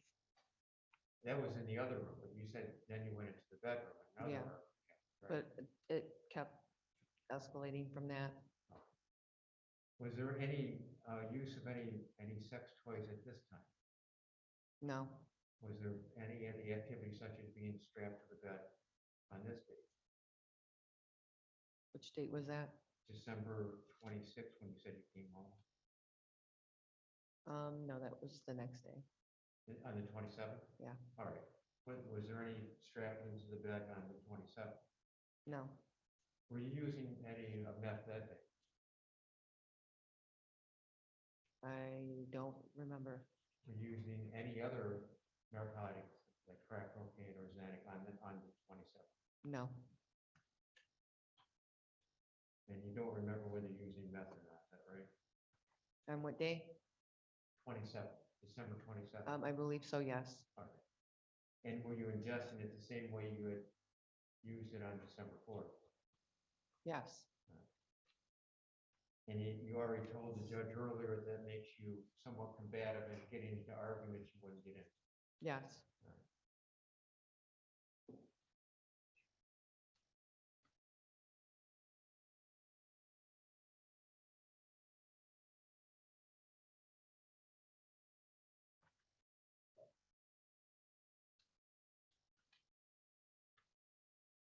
Now, at some point in time, you said that you were using your phone, is that correct? Yes. And were you sending text messages or making phone calls? Text messages. And who were you sending those to? My mother.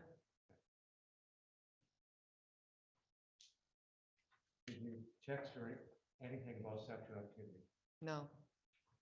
You said while you were in the bed that you had sexual activity, is that right? Yes. And in the same bed that you had plenty of consensual sexual activity in the past, is that right? Yes. And when the prosecutor was asking you, you didn't come right out and say, no, you didn't want to have sexual activity. I thought you said something around the phrase, I'm not in the mood. Yes.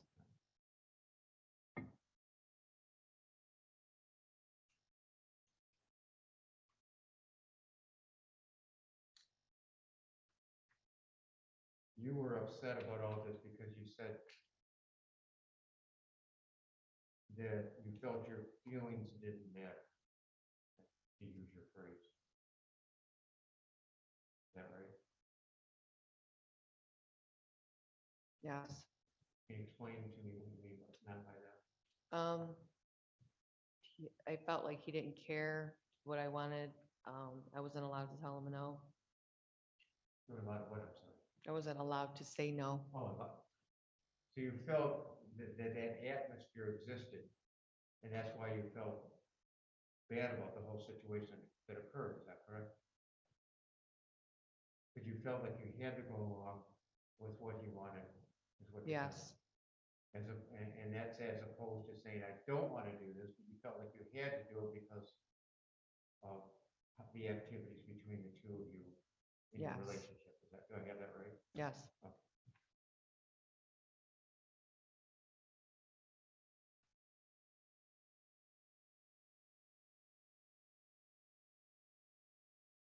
Now, there came a point in time where you said that your mother showed up. Yes, Okay. And the text that you sent to your mother before she arrived was Scott and I are fighting. yes, You didn't put anything in your text about anything else other than that, is that correct? I asked her to come by if she could. She said she was at work. Okay, but in terms of anything that between Scott and you, the only thing you said is the two of you were fighting in the text messages to your mother. Pretty much. Now, you told us that you went to the hospital, is that right? Yes, Which hospital did you go to? Wyandotte. Was that on the 27th? Yes. 27th? Yes. And then you returned to the mobile home after that, is that correct? No, I had to go to another clinic. All right. Then you returned home. Yes. 1 minute, Your Honor. Officer, how late is too late for us to continue? How late is too late for us to continue? It's 4 o'clock. Oh. Thank you.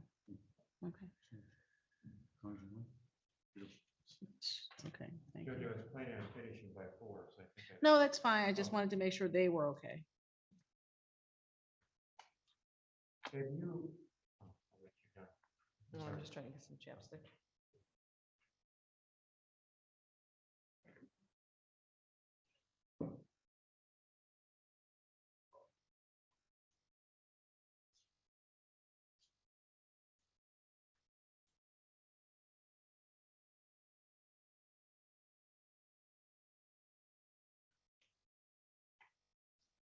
Since December 27th, of 2021, have you had any communications with Mr. Justice? I believe once. And was that through text messaging? Yeah, Facebook Messenger. Oh, so you sent a Facebook message to Mr. Justice, Yes. and what did you say? I said, Scott, and he replied with, I can't talk. What else did you say? That I was feeling depressed and I told him that, I was gonna self-harm myself. Wait, keep your voice up, please. So, I told him I was gonna self-harm myself because I was depressed. did you ask him to come back? No, Why would you, after all these incidents that you claim happened, why would you reach out to him and send him messages? because I didn't know if he was still in jail or not. Because he was showing up online. All right, so let's assume he was out of jail, why would you send messages? And see if he was okay. Did you want to rebuild a relationship with him? No.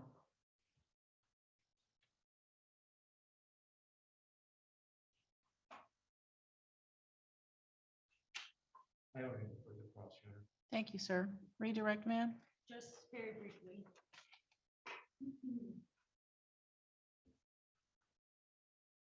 Can you describe the dynamics of your relationship with Mr. Justice? Can you be more specific? Yes. Were there times where you cared for him? Yes. Do you still hold strong feelings for him? Yes. Were there times where you were afraid of him? Yes. Can you explain to the best that you can as to why you think you were experiencing both emotions with Mr. Justice?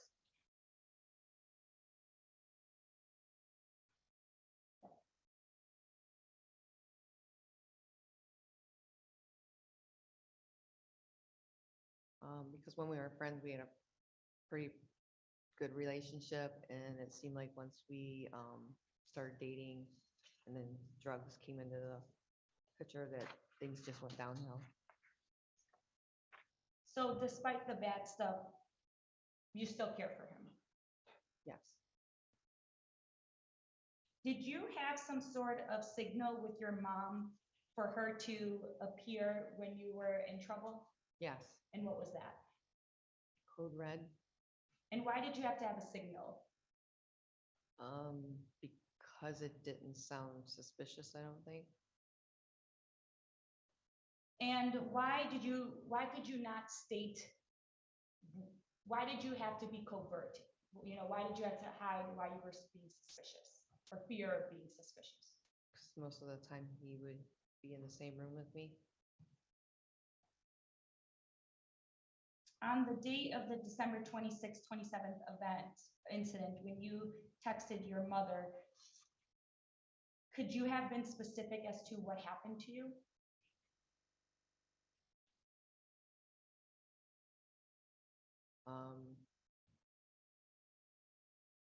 Like what part of the day? No, I'm sorry. Could you have specifically told her what Mr. Justice had done to you in the text message? No, And why is that? because I didn't know, the day didn't play all the way out yet. Okay. Did you know whether he would look through your text messages?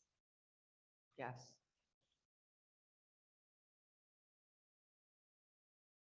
How are you feeling mentally now, given what you have experienced?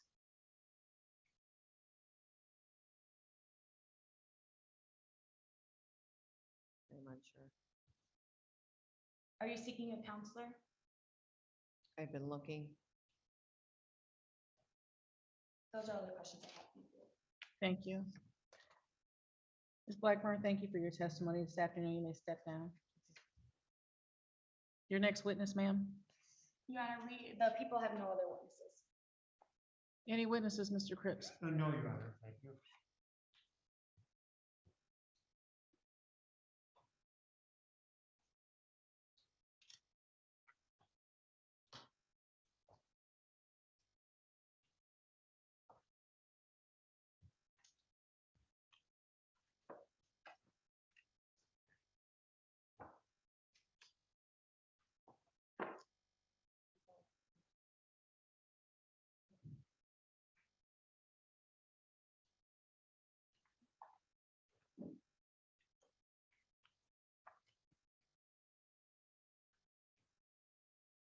Argument? Yes, sorry, I just need to. I understand. find One of my papers.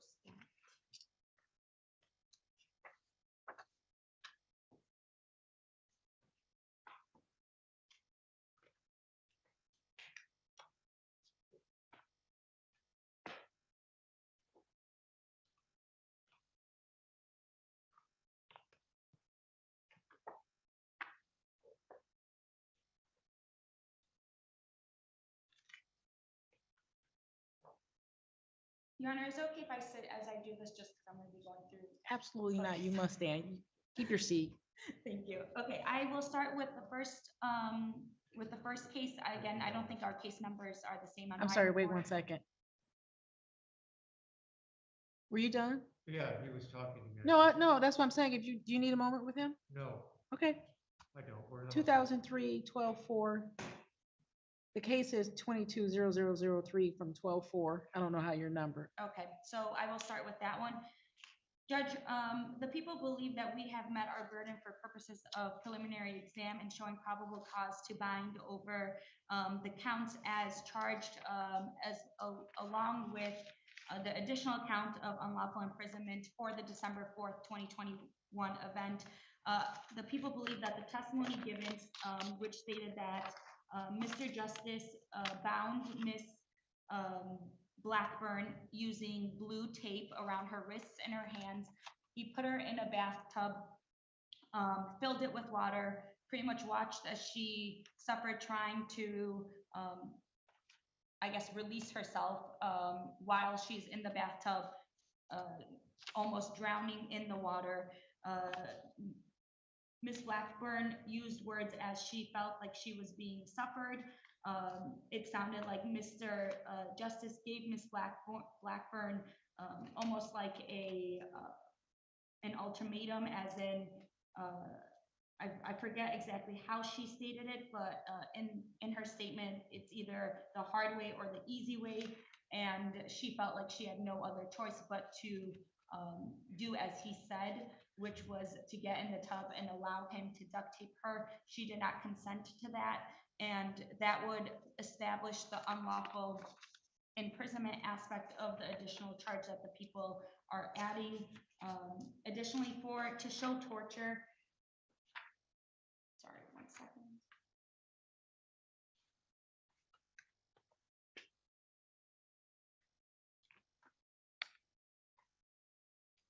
To show torture, the people must show that the defendant had custody or physical control over the complainant, which we believe that the testimony did establish that the defendant used force or threat of force to confine the complainant by interfering with her liberty to, her liberty or restricting her movement, which again, we believe that the testimony established that in the sense of his, by Mr. Justice duct taping the complainant and putting her in a tub, restraining her liberty, and that defendant exercised custody or physical control over the complainant without her consent, and that the defendant had custody or physical control over and intentionally caused the complainant either great bodily injury or severe mental pain or suffering. The complainant was pretty stoic in her responses because I believe based on her testimony, she has been going through a lot of trauma, and she indicated at the end that she considered self-harming herself based on certain incidents that she experienced. The severe mental and emotional anguish occurred by being placed in the bathtub. She stated that that was not the first time it happened. She stated that she was previously waterboarded, and so she expected, or she knew what to expect based on Mr. Justice's activities. Or his statements to her, and you know what that would result in.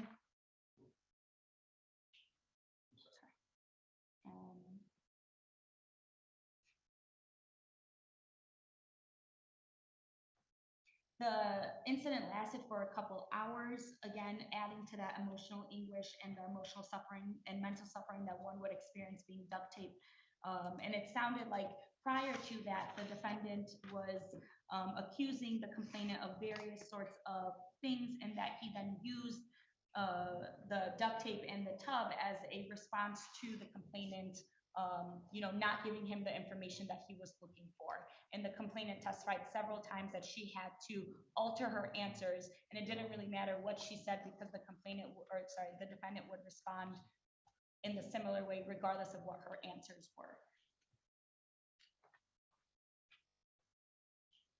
And so based on the first incident, the December 4th, that would include the unlawful imprisonment count, the torture count, and then the domestic violence and the third offense, which is, I would say, a bit more straightforward in showing that count, showing that there was an assault, and in fact, there was a battery, and it did put the complainant in immediate harm. She went to the police station to file the report, and there are photographs of duct tape on her hands, on her ankles. Regardless of any sort of possible consensual BDSM that occurred prior, what the court needs, or what the people request that the court focuses on, is the incident at hand, which is December 4th, and she stated she did not consent to any sort of, treatment in that form, regardless of whether or not they had previously consented to other sorts of things, including, I believe, she said using straps. She indicated they had never used any sort of duct tape. And therefore, the people believe that as for the first case in regards to the December 4th incident, that the people have proven by a probable cause that these counts should be bound over.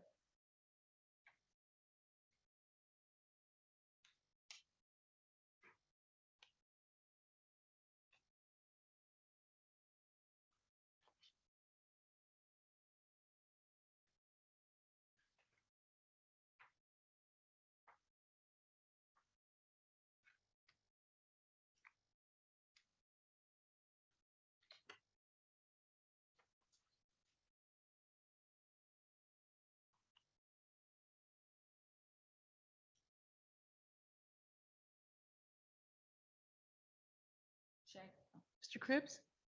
Did you want her to do 3 and 4, or did you want to Whatever the respond to the, court is- I'm ready to argue the fourth. if you want me to, or I'm sorry? Whatever your discretion is. Judge. As to the December 4th date, Your Honor. The troubling part of her testimony is there were so many I don't remembers to very important issues. And it's very clear that we have to take, I would ask the court to take into account the relationship between the parties leading up to this incident. These are two consenting adults who lived together, who started out as friends and then entered into, by her admission, consensual romantic activities together. So there's a whole history of consensual sexual activity leading up to these incidents. There is a history of different type of sexual activities that the two performed with each other leading up to this incident itself. We know that there was animosity by the parties on the date in question on December 4th.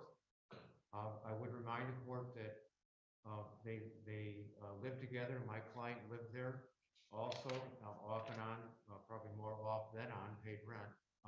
But that's the background to this. And on the first charge I see here is the torture charge, where there's got to be a showing of intent to cause cruel or extreme physical or mental pain and suffering, inflict great bodily harm or severe mental pain or suffering upon her. To a lot of questions regarding that on that day, and we got a lot of I don't remembers. When she was even in the bathtub itself, she doesn't remember anything that Mr. Justice said to her at all while in the bathtub. I do take issue with the position taken by the prosecution that there was an ultimatum where she said that Mr. Justice said it's the hard way, the easy way. I didn't hear that in this case. Now, it may be somewhere in discovery, but it wasn't on the court record in relation to statements that she claimed that Mr. Justice said. And because I believe she was asked after she said about the ultimatum, what was exactly what she said, and she said, I don't remember. So we ask you to consider that in terms of whether these elements of torture have been established or not. She said that she did swallow some water, but she had no difficulty breathing.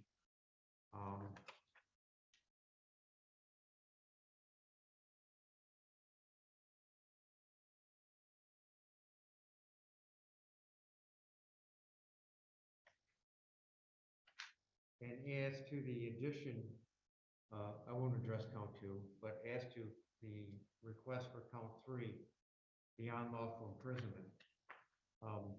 Well, the problem I have with the legal elements here is they both live together. I mean, he's supposedly unlawfully imprisoning her in a home they both live in. She was secretly confined. I don't think there was an intent to secretly confine her from the world. And what was the intent there to facilitate what event in relation to December 4th? Because the underlying issues here had to do with arguments over almost anything she admitted they were using meth the way they were. She said it made her more argumentative and combative in ways that she wouldn't normally be. But so we don't believe that the legal elements of torture have been established to the level of probable cause, and certainly don't know what the elements of unlawful imprisonment here, because the imprisonment must have to be some kind of knowingly restraint to facilitate something. Not quite sure what the prosecution's theory is in that regard. So we don't believe that should be added on as count 3. Thank you. Thank you.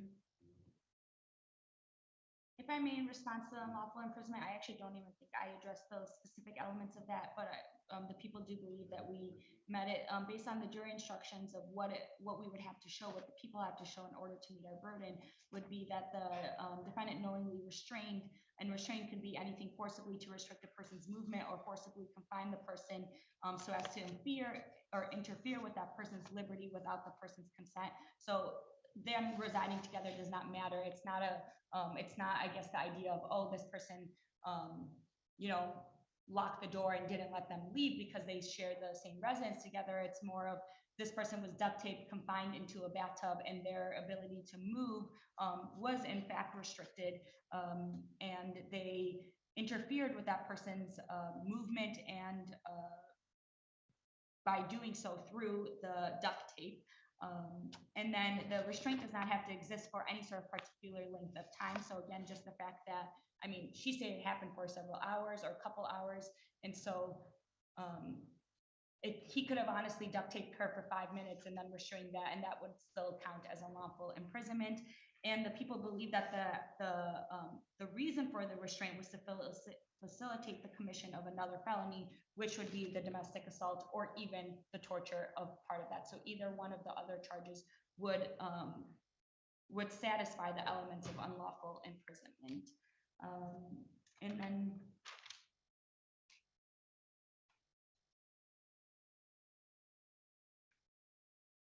so the people rest as regards to this specific matter.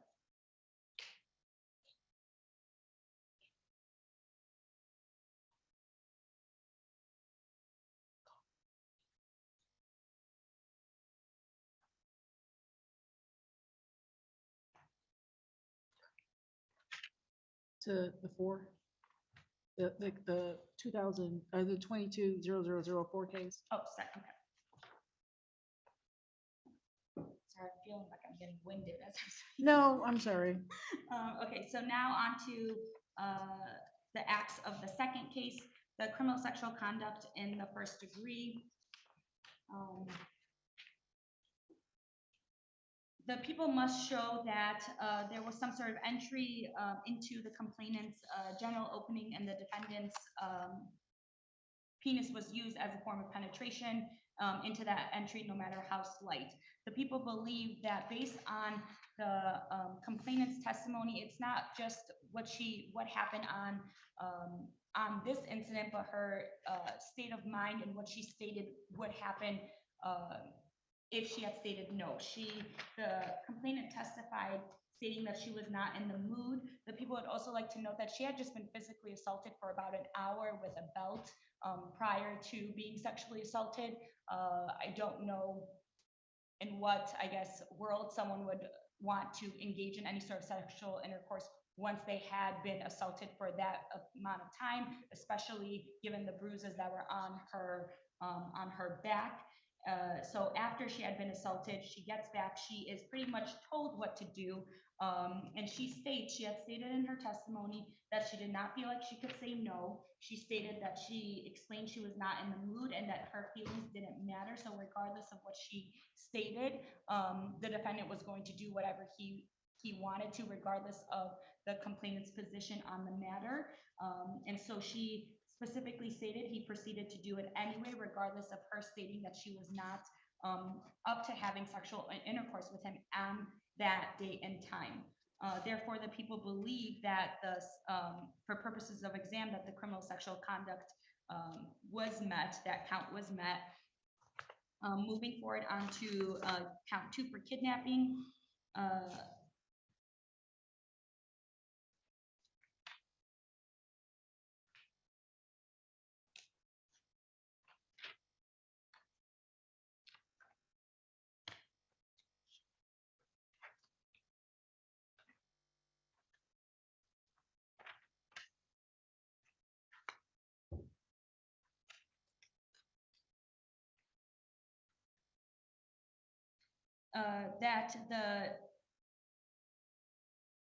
Sorry, if I may just pull up, I thought I had that.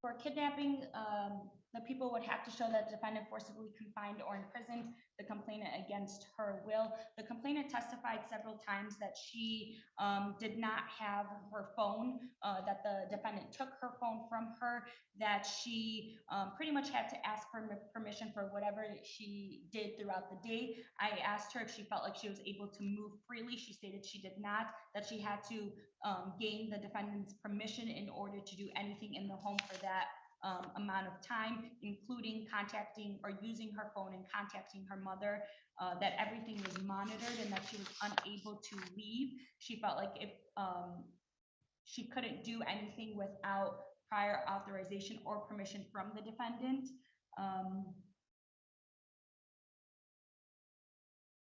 She stated that the defendant would request that she lock her bedroom door and that she had to comply with the defendant's demands, or else what his response or reaction would be if she did not.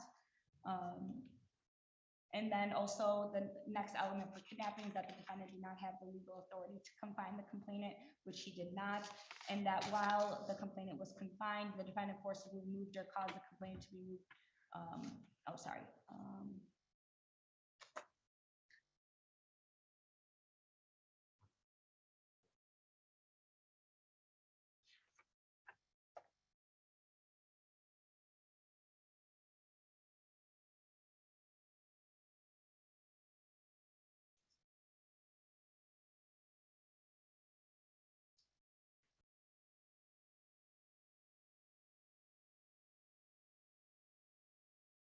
And that therefore the people believe it would fall under the category of taking the complainant as a hostage, so to speak, because she was unable to leave her residence during that time frame, and the only time she was able to actually leave is when the complainant's mother arrived and told the defendant to leave, and then she was able to leave with her mother, or I believe they actually remained, and then the police came as a result.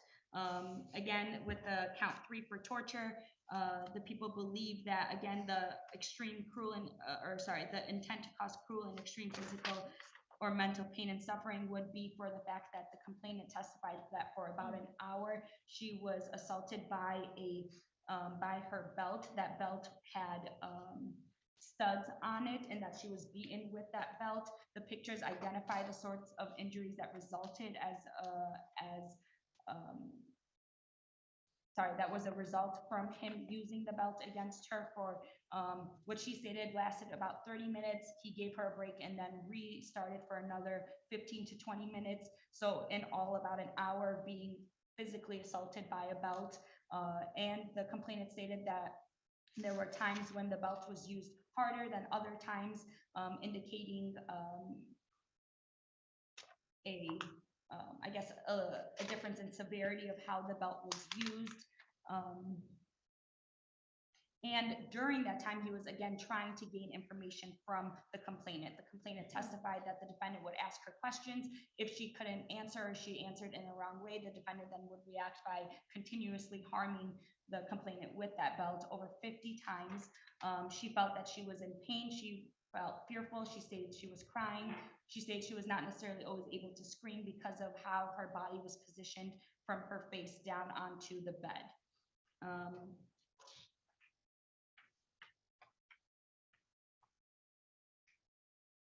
And then counts 6 and 7, the felonious assault. The felonious assault, again, the assault by the belt, that is, we believe the people have proven that aspect of it. And then the assault with the switchblade, the complainant stated it was unusual for the defendant to put the switchblade near her neck in the fashion that he did, and the fact that it made her feel uncomfortable. The people would also request that the court consider kind of all of this as something that occurred back to back, and it wasn't an isolated incident. They were assaults that kept occurring, and I think all of that kind of lends to the state of mind of which not only the defendant was in, but also the complainant. And then the assault with intent to do great bodily harm, less than murder. Again, that would be the act of physically abusing the complainant with a belt for almost an hour, causing severe injuries to her butt. And then lastly, again, the unlawful imprisonment which would be knowingly restraining the complainant to commit several felonies by doing so. And with that, I believe I have covered all of the offenses based on the testimony that was given. We would ask you not to bind over, Judge. We don't believe this case has been established. The difficulty in these sort of cases is that when somebody tells half the truth and not everything, it makes it, and says a lot of I don't recalls, it makes it very difficult to assess what really happened.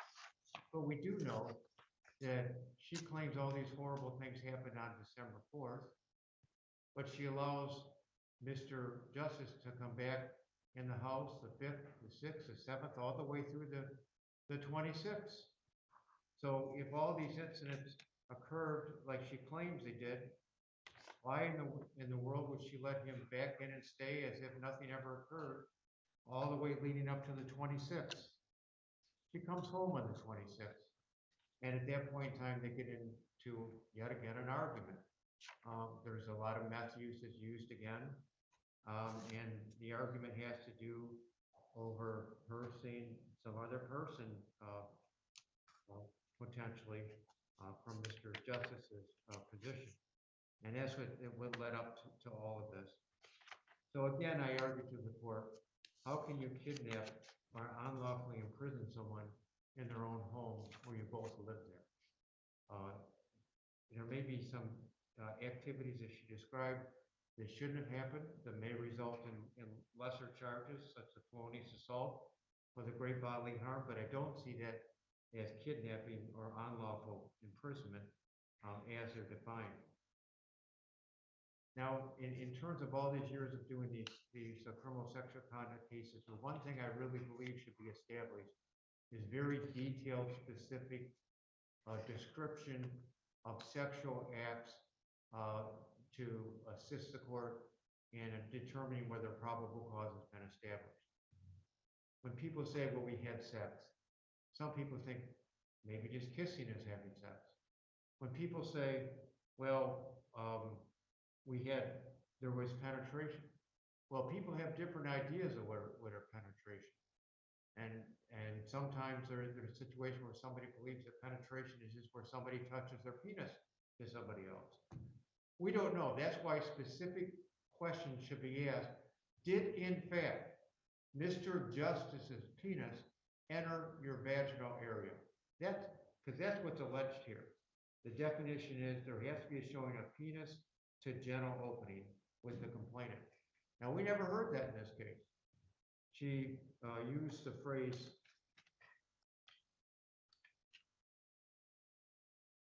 we had sex. I had sex with him. Then she did say that penetration happened. Now, commonsensically, we may think, well, we all know what penetration is, but we're in a court of law, and it has to be established, the elements on a court of record. And she never specifically said that his penis entered her vaginal area. So that's my first argument as to count one, that element has not been established. As to the kidnapping and unlawful imprisonment, I just made my argument there. I don't believe that someone would be kidnapped or unlawfully imprisoned in their own home. It's very difficult to determine what happened that day. At one time they're arguing, and another time she testified that my client was hugging her in the kitchen. And then he goes back to repairing something on the patio, as if nothing occurred there. Probably nothing would have happened but for the arrival of her mother at the house when she said she had contact with her mother. Very telling, I think, is the text message that she sent to her mother earlier. She didn't say, well, Scott sexually assaulted me. She didn't say that Scott has kidnapped or tortured me. She didn't say anything but Scott and I are fighting. And I think really that's what's occurred in this case is they get into these fights after heavy meth use, get into disagreements, things get a little out of control. But to put it into a legal context, we don't believe that kidnapping, torture, or imprisonment have been established. And I already made my argument as to criminal sexual conduct. Thank you. Just to briefly follow up, Your Honor, as I'm sure your honorable court is aware of the dynamics of domestic violence relationships, we did not go into it based on like providing an expert to describe the emotional and tolling aspects of a relationship when someone is being mentally and physically abused, and then why they still want to stay with the abuser, why they still require or request that the abuser come and remain in their home. I think all of that would definitely appear in trial. It's just at this point and for a probable cause conference, it's unnecessary. But I think it's important that the testimony that was given was showing her own struggle with trying to decide how to move forward, knowing that what happened to her, as she stated, it had never been that, or something to the extent of not like this, meaning that there had been prior consensual acts, but nothing to the point of this sort of abuse. And so the complainant herself is going through the emotional, I would say, trauma of trying to figure out, yes, I've been assaulted, but also I care for this man, and this person is someone that I have a relationship with. And so there are many, many reasons as to why the complainant had the defendant come and stay with her for the rest of the month. And honestly, it could have continued to happen if the defendant wasn't incarcerated. That is just the nature of the types of cases that we handle. They're very unique, and they involve a lot more when emotions and relationships are involved. I do believe that for purposes of exam, we have met the standard for CSC. She stated that they had sex. I tried to ask the question that defense counsel requested of me, and then I was objected to for leading. But then the complainant did state that that there was penetration. That idea, I think, fits actually directly into what the element is for purposes of criminal sexual conduct for the exam. Again, a lot of the other details will be developed when we do get the rape kit and things like that come forth at trial. But for purposes of exam, I think there was enough established that there was some sort of intercourse that was not wanted, that was unconsensual, and that there was penetration involved. And lastly, I think the text message is actually a very important point, I think, in all of this, in that the language that was used by the complainant establishes the fear that was within their relationship. She stated she can't say things that look suspicious. She knows that the defendant takes her phone. She stated that the defendant looks at her text messages, that she can't say anything that would alert the defendant to the complainant's mother coming over, because the defendant knows that the complainant's mother will react in a way that the complainant will not. They had a code word to use when something was going on. I believe she also stated in the text message, "Come and get me." It doesn't need to be very specific. She doesn't necessarily need to say she was assaulted at that moment. When she was alone with the complainant's mother is when she stated she was assaulted. So I think the text message in and of itself doesn't necessarily show that nothing happened. If anything, it shows the level of fear she had not being able to share what happened to her because the defendant had taken her phone and was controlling and monitoring the sorts of messages that were going back and forth. And with that, the people rest. Thank you. The court has had the opportunity to listen to Ms. Blackburn this afternoon and the argument of counsel, and in 220003FY will grant plaintiff's request to add count 3, the unlawful imprisonment, and will bind Mr. Justice over on count 1, the torture, and count 3, the unlawful imprisonment. The testimony was from Ms. Blackburn was that she was placed face stomach down in the bathtub for an extended period of time, that the defendant did turn the water on and allow it to get to a point where Ms. Blackburn was swallowing water, that there was blue tape used to bind her hands, and I believe Ms. Blackburn demonstrated a praying hands or clasped hands motion and her ankles. In 220004FY,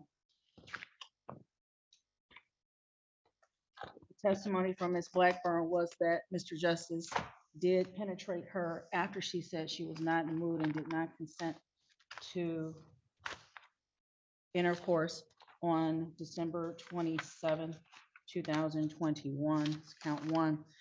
Count 2, court does not believe that the plaintiff met its burden, even for preliminary examination purposes, as to the kidnapping. Count 3, defendant will be bound over. Count 4 will be bound over. The torture, the unlawful imprisonment was, I'm sorry. The torture was, I believe her testimony was a half an hour with a studded belt and then a break and then another 15 minutes or so with a studded belt.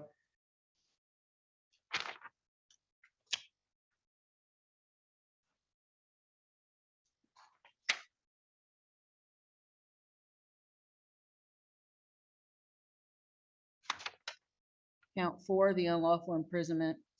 Again, the dangerous weapon, there was a switchblade and a studded belt mentioned. Count 5, the beating with the belt over the course of at least 50 strokes of the belt, I believe was the testimony. We've already covered the belt and the switchblade. So the defendant will be bound over in 220004 on counts 1, 3, 4, 5, 6, and 7. The next step in these proceedings is that Mr. Justice will have his arraignment on the information at the Frank Murphy Hall of Justice on February 7, 2022 at 9 a.m. What day was that, Judge? February 17th, Thank you. previously entered bond with any conditions will continue. Anything else, Ms. Marcision? No, thank you, Your Honor. Anything else, Mr. Cripps? Just so I have this right, count 2 is dismissed, is that correct? Kidnapping. Yes, sir. Thank you. Judge, would you hear argument as to bond? Yes, sir. It's $500,000 cash surety as to each case, which is way beyond the means of Mr. Justice's family proposed. If he were ever to be released on bond, he would live at 17200 Ford Line Street in Riverview with his mother. He's on disability for back problems and bipolar depression. Obviously have to be honest with the court. He is on probation right now to Judge Kusick in Wayne Circuit Court for drug offense. But it's not an assault case.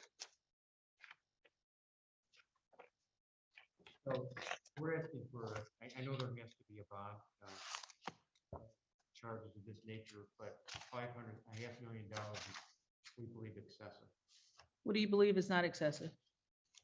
We would ask, Your Honor, for 100,000, 10% on each case. With, of course, GPS, home arrest tether.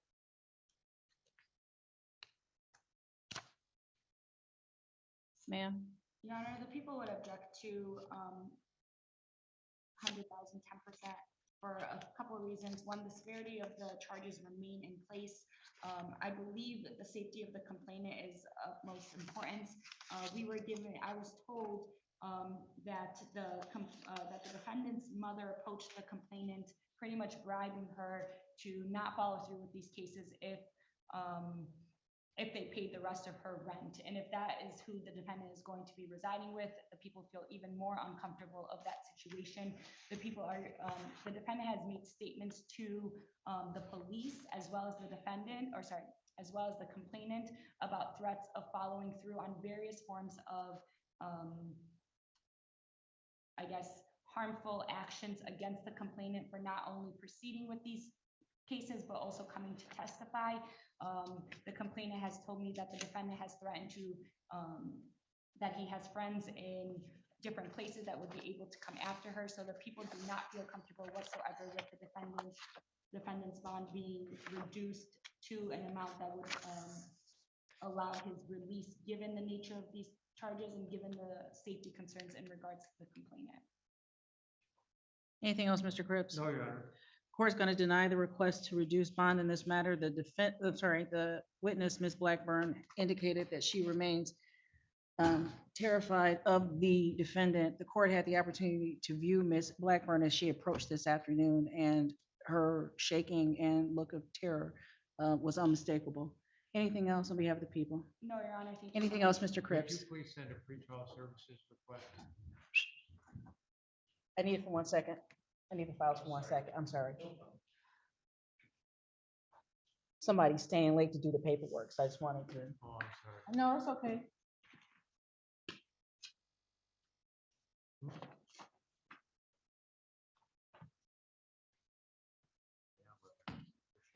I'll make that indication, refer to pretrial services for bond review. Thank you, Your Honor.